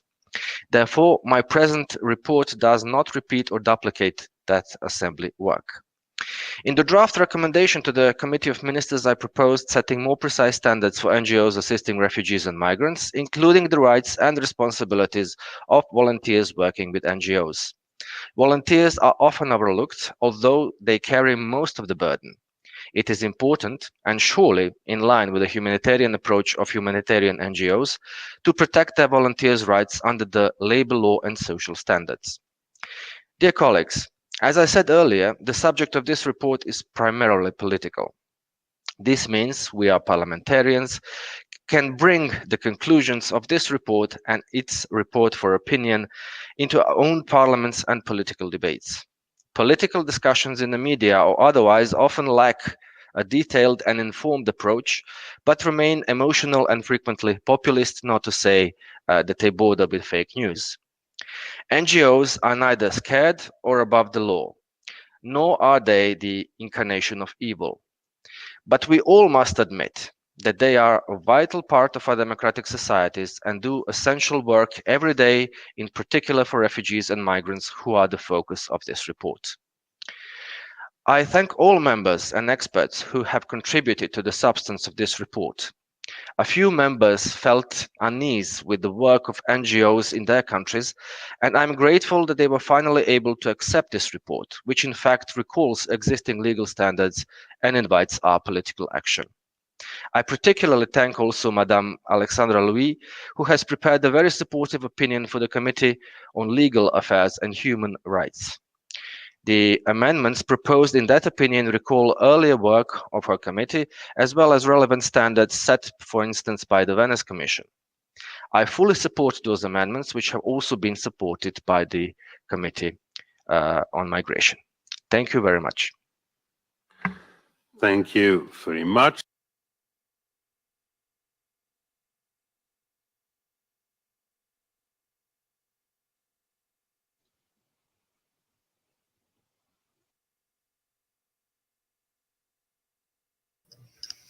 Thank you, Rik. Dear colleagues, dear President, since Madame Alexandra Louis, our committee rapporteur for opinion, cannot attend our today's meeting, I have the pleasure to present her opinion, which was adopted by the committee in last October. First of all, I would like to welcome the report prepared by the rapporteur of the Migration Committee, Mr. Hajdukovic. This report rightly focuses on the situation of NGOs which assist refugees and migrants and so help states to meet their humanitarian commitments in this area. Not without reason, the report draws attention to the various attacks on these NGOs and their donors and points out that, as well as rights, organizations have obligations under national law, not least as regards the transparency of their funding. NGOs play the role of a watchdog in a democratic society, and they fully enjoy the rights for freedom of assembly and association and freedom of expression, although these rights may be subject to some restrictions. NGOs assisting migrants and refugees help states to fulfill their obligations under the 1951 Convention relating to the status of refugees and the European Convention of Human Rights, in particular with regard to the prohibition of refoulement. Therefore, it is even more deplorable that those NGOs meet obstacles in their daily activities. The Committee on Legal Affairs and Human Rights has already dealt with 2 consecutive reports on inappropriate restrictions on NGO activities, prepared by our former colleague, Mr. Rik Daems, in December 2015 and May 2018. A third report on this subject is currently being prepared by Madame Louis for adoption at the forthcoming committee meeting in December. It is worth noting that Mr. Daems and our committee have already been critical of the Hungarian legislation, specifically targeting NGOs helping refugees and migrants, namely the Stop Soros law and the immigration tax law. Moreover, since January 2020, Madame Louis has been acting as a general rapporteur on the situation of human rights defenders. Her predecessors have already reported cases of intimidation of migrant rights defenders, particularly in Croatia, Spain, and Italy. Madame Louis intends to focus more on these issues. To conclude, our committee fully supports the proposed draft resolution and draft recommendation and proposes some amendments to further strengthen these texts. And one of the aims of the proposed amendments is to add references to relevant legal texts and recent recommendations made by the Council of Europe organs and bodies with regard to NGOs. Thank you. Thank you, Boris. We will now go to the representatives of the political groups.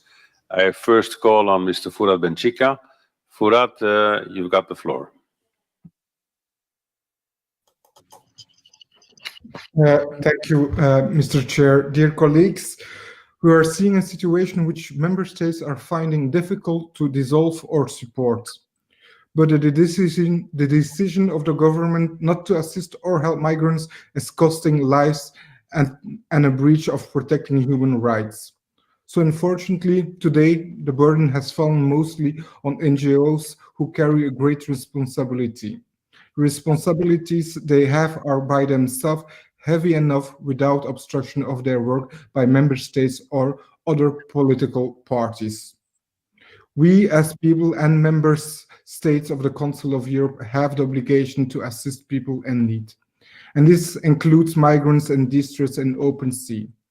Therefore, NGOs should not be in fear of facing persecution of criminal liability because they provide help for people who find themselves in humanitarian crisis. It's for this reason that any attack or obstructions from member states or political parties should be prohibited, and as NGOs help those who are in great need. Political motivated attacks do not belong in acts which provide humanitarian assistance. And yes, this includes transportation of migrants across borders, or better known as humanitarian smuggling. It's necessary that NGOs who are carrying out humanitarian crisis assistance can count on member states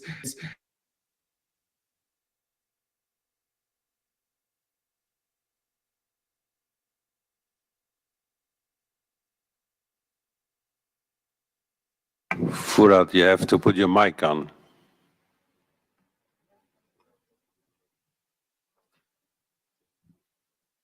Fouad, put your mic on.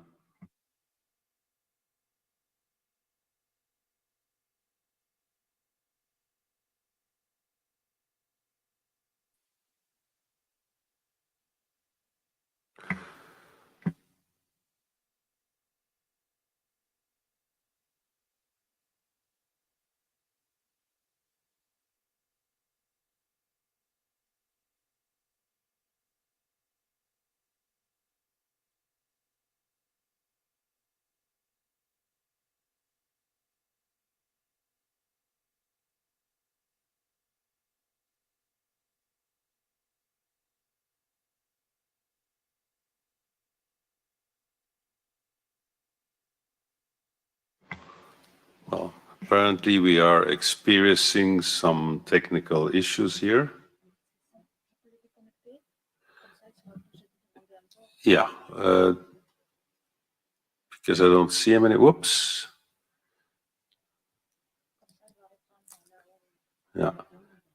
Fouad, if you hear me, could you ask for the floor again, please? Because apparently we had some technical hiccups here. No. Okay, we move on and we come back to Fouad afterwards, if possible. We now go to Mr. Kilian Munyama. Mr. Munyama, you have the floor. Thank you, Mr. President, for the floor again. And this time on behalf of the EPP, I would like to start by thanking the rapporteur, Mr. Hajkovic, for the wonderful job that he did in preparing the report on rights and, of course, obligations of NGOs assisting refugees and migrants in Europe. The states of Europe have a duty to care for refugees and migrants. It results from the EU legislation and international agreements. However, little is said about the rights and safety of the volunteers themselves. Practice shows that this care is often not enough. The resources allocated by states to help refugees and sufficient not to meet only basic living needs and very modest integration assistance, while the needs are much more. This is where the field of activity for NGOs working for refugees and migrants comes into play. Specialized organizations operating close to the recipients of aid and knowing their needs well actually perform much more effectively than the government structures. Most of these organizations conduct information activities, legal counseling, various types of integration activities, psychological assistance, and language courses for refugees and migrants. They do, of course, organize various types of workshops, artistic activities.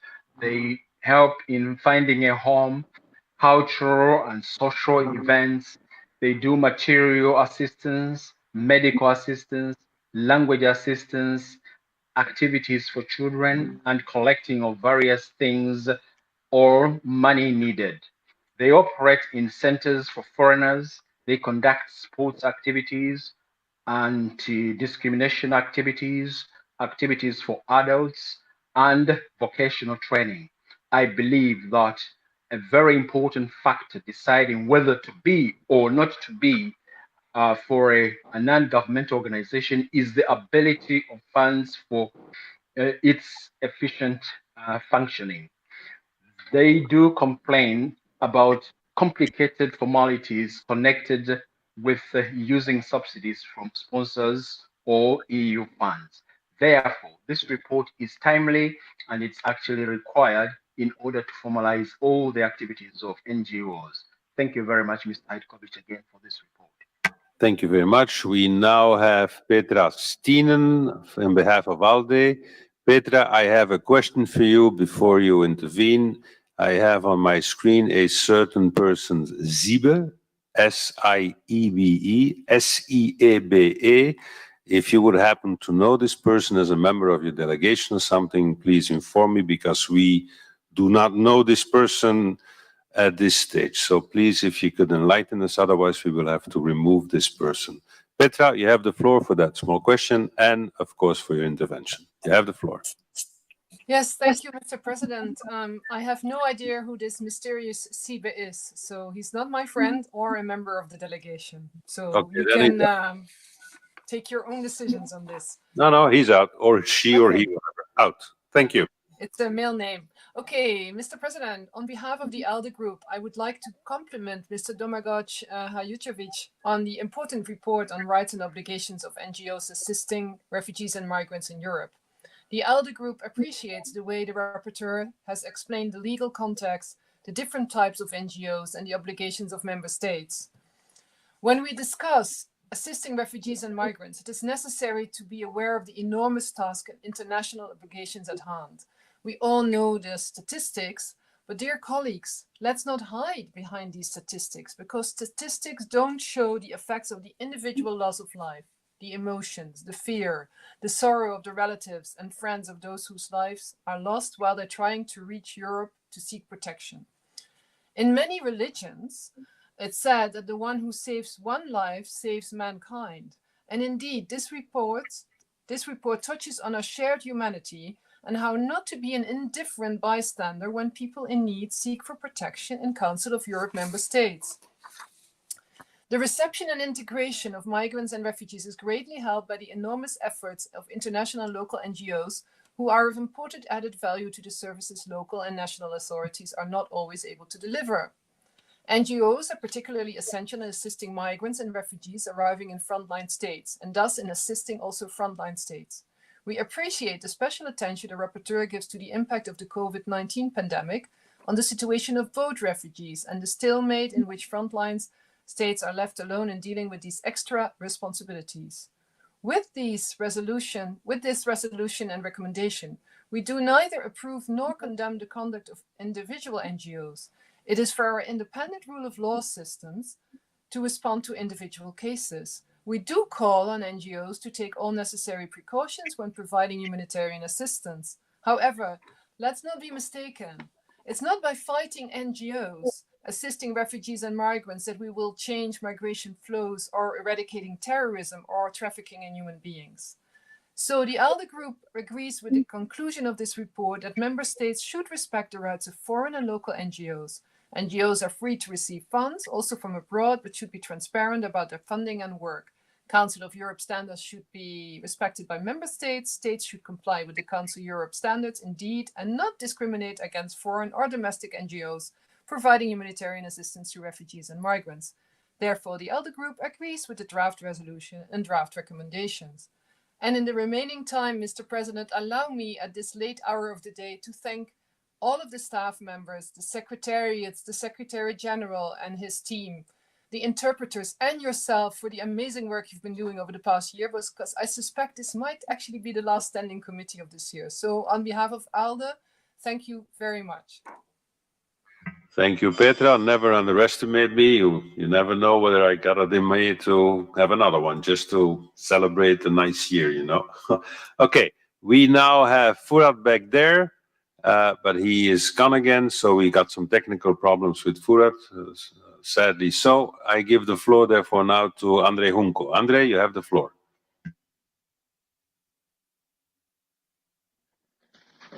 Ja, vielen Dank. Ich möchte auch im Namen der Linksfraktion mich bedanken bei dem Berichterstatter, Herrn Hajučević, und sagen, dass es ein sehr guter und wichtiger und notwendiger Bericht ist. Es ist ja eigentlich eine Schande, dass NGOs in Europa Funktionen übernehmen, die eigentlich die Mitgliedstaaten auch oder die Europäische Union etwa übernehmen sollten, was die Unterstützung von Flüchtlingen angeht. Ich kenne auch viele NGOs hier aus Deutschland, auch in meiner Stadt, meiner Heimatstadt in Aachen, die sehr aktiv sind, die sich sehr engagieren, persönliches Risiko eingehen, wenn es etwa auch um Seenotrettung im Mittelmeer geht. Und es ist schon eine Schande, dass diese Funktionen nicht von den Staaten übernommen werden. Aber völlig inakzeptabel ist es, dass diese NGOs auch noch angegriffen werden dafür, dass sie physischer Gewalt zum Teil ausgesetzt sind, dass es auch dass sie in rechtliche Probleme kommen. Und deswegen ist es sehr wichtig, dass wir diesen Bericht verabschieden. Und die Linksfraktion wird diesen Bericht entschieden unterstützen. Es gibt auch noch eine Reihe von Änderungsanträgen vom Legal Affairs Human Rights Committee und mir scheinen die auch in die richtige Richtung zu gehen. Also nochmal vielen Dank an Herrn Hajdukovic und an das Sekretariat für diesen guten und wichtigen Bericht. Thank you, Mr. Junko. I now go to Mr. Hajdukovic to respond. If I can ask everyone to try to be short because we can only stay on board until 17:45. Fouad is again there. Fouad, I'm trying to give you the floor. Please be brief, each of you, because at 5:45 this House closes, and then it would be a shame not to have this report being finalized. Fouad, you have the floor. But yeah, we got a connection. I hope you can hear me now. We can hear you now, Fouad. Please Perfect. Thank you for your patience. Otherwise, you won't So be I able. think I was. Do I need to begin from the beginning again?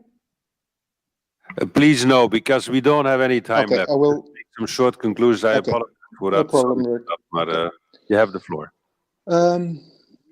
It's necessary that NGOs who are carrying out humanitarian crisis assistance can count on member states and regulation that allow them to do their work.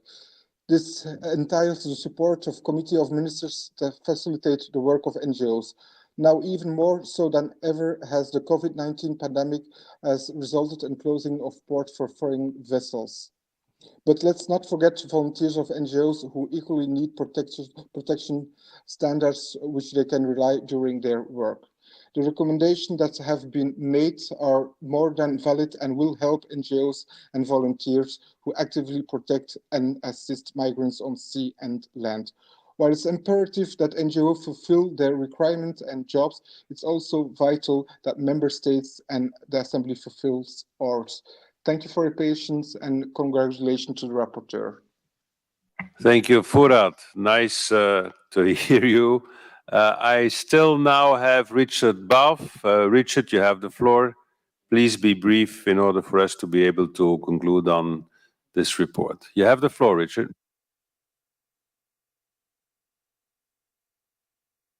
Richard, you have to unmute. We don't hear you. Can you? Yep, perfect. Go ahead. You can hear me now, right? I think we sometimes miss things when we hold this debate. Firstly, most migrants who come to Europe are economic refugees.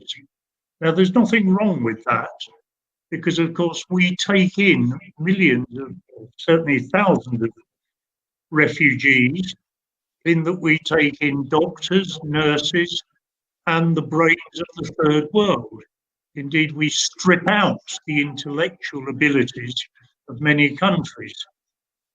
But we do have to recognise, as this report says, that smuggling and people who are smuggled pay between US $320 and $550 million a year. And often NGOs, whilst motivated by the best of things, are nonetheless actually facilitating criminal activity. And we in the United Kingdom, we looked at Operation Sophia, which was the EU operation, and we were very unhappy with the way that it had run, because there was a lot of collusion between the refugee boats and various NGOs.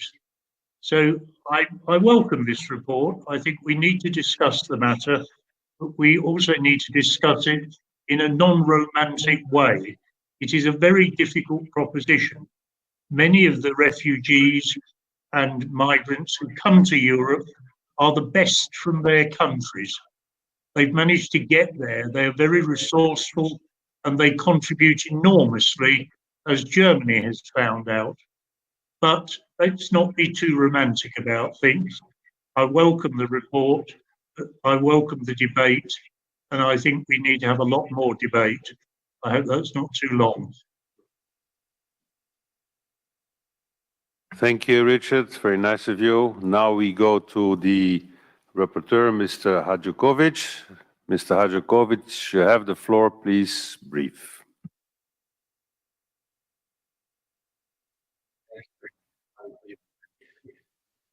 At the very end, I wish to thank the Secretariat for their support and help, as well as all the colleagues and experts that is leading this report. And of course, I wish to thank all the colleagues. Your mic is on your head. Yes. So I wish to thank the Secretariat for their support and help, as well as all the colleagues who took part in these deliberations and on their kind words and support, as well as experts that contributed to this report.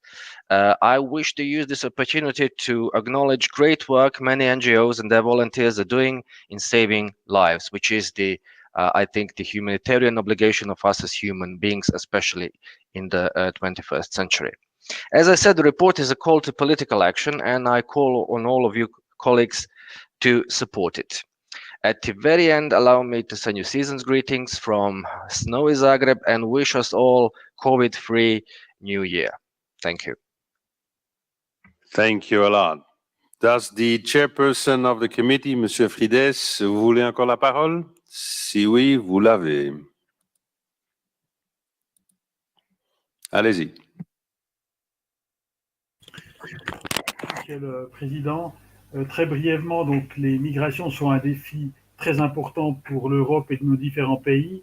Et certains pays font ce qu'ils peuvent, mais certains pourraient faire plus. Mais en tout cas, les pays d'arrivée sont débordés. Je pense à la Grèce, à l'Italie ou d'autres. Et dans ce contexte, le rôle des ONG est essentiel. Il doit être reconnu et salué, car ils font un travail énorme dans l'aide aux réfugiés et aux migrants, dans l'aide humanitaire, le soutien médical, l'assistance juridique, le sauvetage en mer. Ils ont aussi, et c'est très important, un rôle de témoin. Ils sont présents sur place. Parfois, ils sont un peu dérangeants. Ils sont surtout très importants dans le cadre du sauvetage en mer, qu'ils sont un peu les seuls à faire. Et ils ont aussi un rôle de témoin et peut-être ils permettront de résoudre le problème des pushbacks, qui est un sujet aussi très inquiétant. Cela peut parfois conduire à des actions contre les ONG, donc des violences physiques, ça a été dit, des interdictions, des accusations de parti pris. Mais il est essentiel que les États, face à l'ampleur des drames et des tâches liées aux migrations, considèrent les ONG comme de véritables partenaires et qu'ils travaillent côte à côte avec les ONG dans un esprit de collaboration. Mais ce partenariat entraîne également des obligations pour les ONG, notamment de probité, de transparence. Merci à notre rapporteur, M. Hadžikovič, pour ce rapport vraiment très important. J'ai volontiers été très court, car le temps presse. Vous avez la parole, Monsieur le Président, mais j'aimerais juste, avant de vous la donner, vous dire que par rapport aux différents amendements, tous les amendements ont été acceptés dans la commission, quasiment à l'unanimité. Donc, il y avait toujours 24 oui, 0 contre et 4 abstentions. Pour faciliter le débat sur les amendements après, si vous êtes d'accord, je n'interviendrai plus. Merci, Monsieur Frides. So then the committee on debate being closed, the Committee on Migration, Refugees, Displaced Persons has presented a draft resolution on rights and obligations of NGOs assisting refugees and migrants in Europe.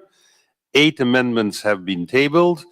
I understand that the vote in the committee was 24-04, which means that they are unanimous. Unanimously adopted by the committee, so I can apply Rule 34.11, and if no standing committee member objects, they are declared as adopted by the standing committee. I am looking at my screen. I don't see any objections, which allows us now to proceed to... Oh, no, I still see someone. Mr. Kizlak, you have the floor.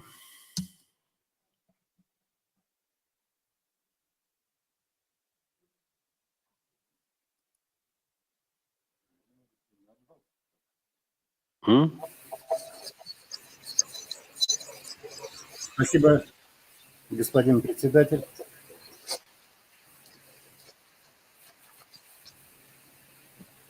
Я хотел бы сказать, что есть несколько моментов в поправках, которые у нас вызывают большую озабоченность. Если можно, я с целью ускорения разговора сразу обозначу поправки, по которым я не смогу голосовать позитивно. Поправка номер 2, где довольно широко внедряется язык. Это поправка к 4 пункту резолюции.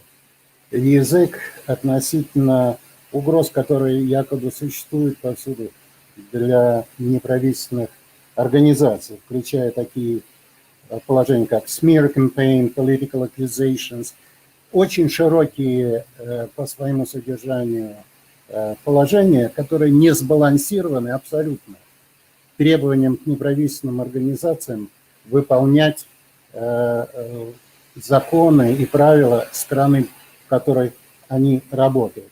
Это, по сути, дает возможность потом обвинять любое государство, которое будет применять свое законодательство, в действиях, которые не соответствуют резолюции. Мы не можем принять этот элемент. И в 3 элементах в поправок включены прямые отсылки к рекомендациям группы экспертов или экспертного совета по законодательству в сфере неправительственных организаций, по НПО. И я предлагаю снять полностью поправку 5, и у меня будут возражения также по поправке 4 и 9, которые все повторяют одну и ту же проблему для меня. Поскольку мнение экспертного совета не может автоматически переноситься в резолюции и рекомендации ПАСЕ. Тем более ряд положений в этих рекомендациях просто невыполнимы. В качестве примера, рекомендация о том, чтобы национальное законодательство не содержали норм, препятствующих НПО пограничные зоны государств. Спасибо большое. Я надеюсь, что я сказал достаточно быстро и прошу поставить эти поправки на голосование. То есть поправка 2, поправка 4, поправка 5 и 9. Спасибо большое.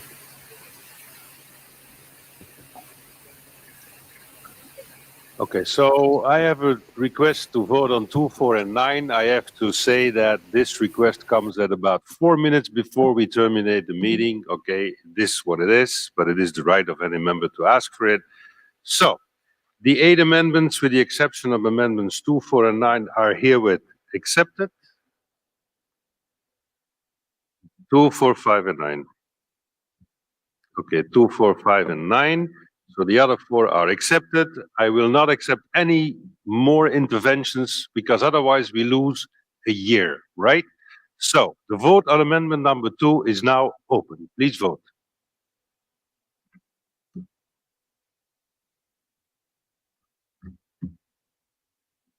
I recall that this has been unanimously accepted by the committee.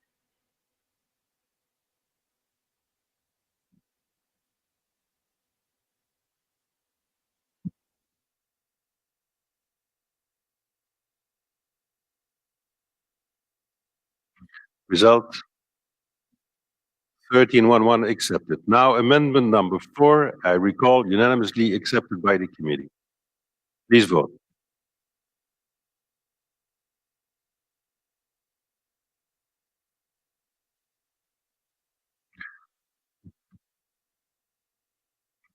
Amendment 4, please vote.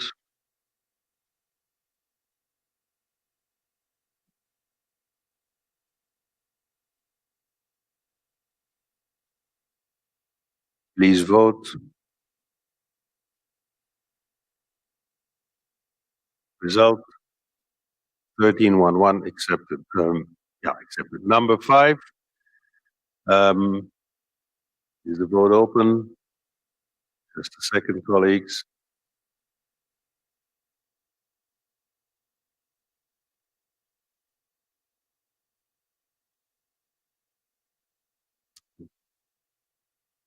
The vote open. The vote is open. Please vote on amendment number 5. I recall unanimously accepted in the committee.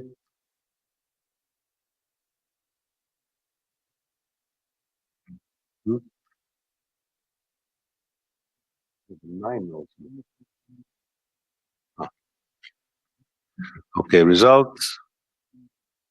14-1-2, so accepted.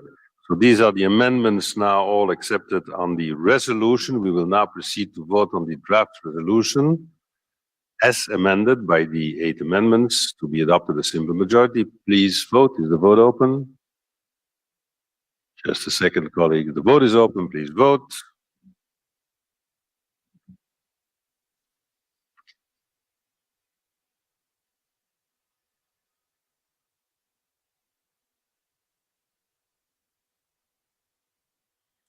Result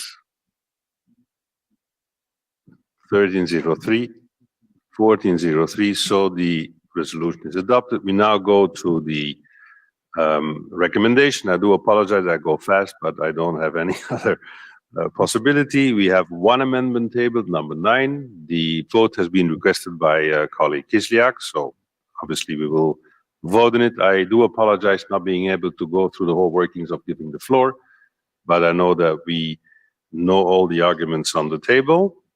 So we will vote on amendment number 9. Is the vote open? Vote is open. Please vote.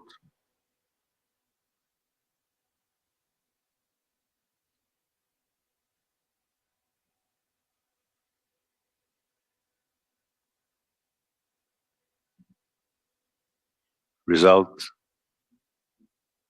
10-3-3. Now we vote on the draft recommendation contained in document 15161 as it has been amended.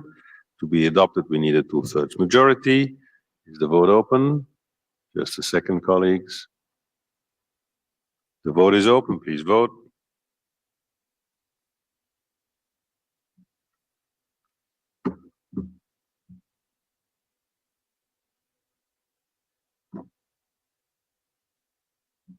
Result 1503. So the recommendation has been adopted. My congratulations to the committee and the rapporteur. I do apologize to all of you that I had to rush into this, but I didn't have any chance if we wanted to have this passed. It doesn't. On the other hand, I mean, everyone has the right to intervene, so no problem. Also, Mr. Kislyak, for your intervention. Unfortunately, it came a little bit late in the debate. But okay, we have this done. Thank you to all of you. Other business? Anyone wishes to ask for the floor for other business? No. Then our next meeting of the Standing Committee, except if I decide to have some more, because I kind of like these standing committees, but I would like them more if you would be out here. Possibly in Berlin. I hope it will be possible on March 19 in Berlin.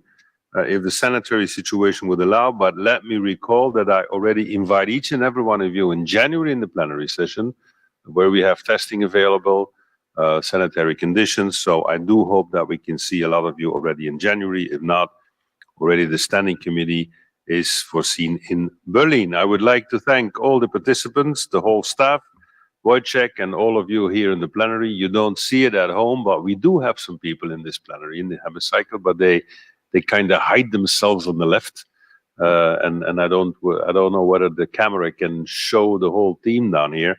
Thanks to all of you. And the only thing that I have left to say, because I've got about 30 seconds left, I'm not going to wait for that. So the meeting is closed. Thank you very much, and see you soon.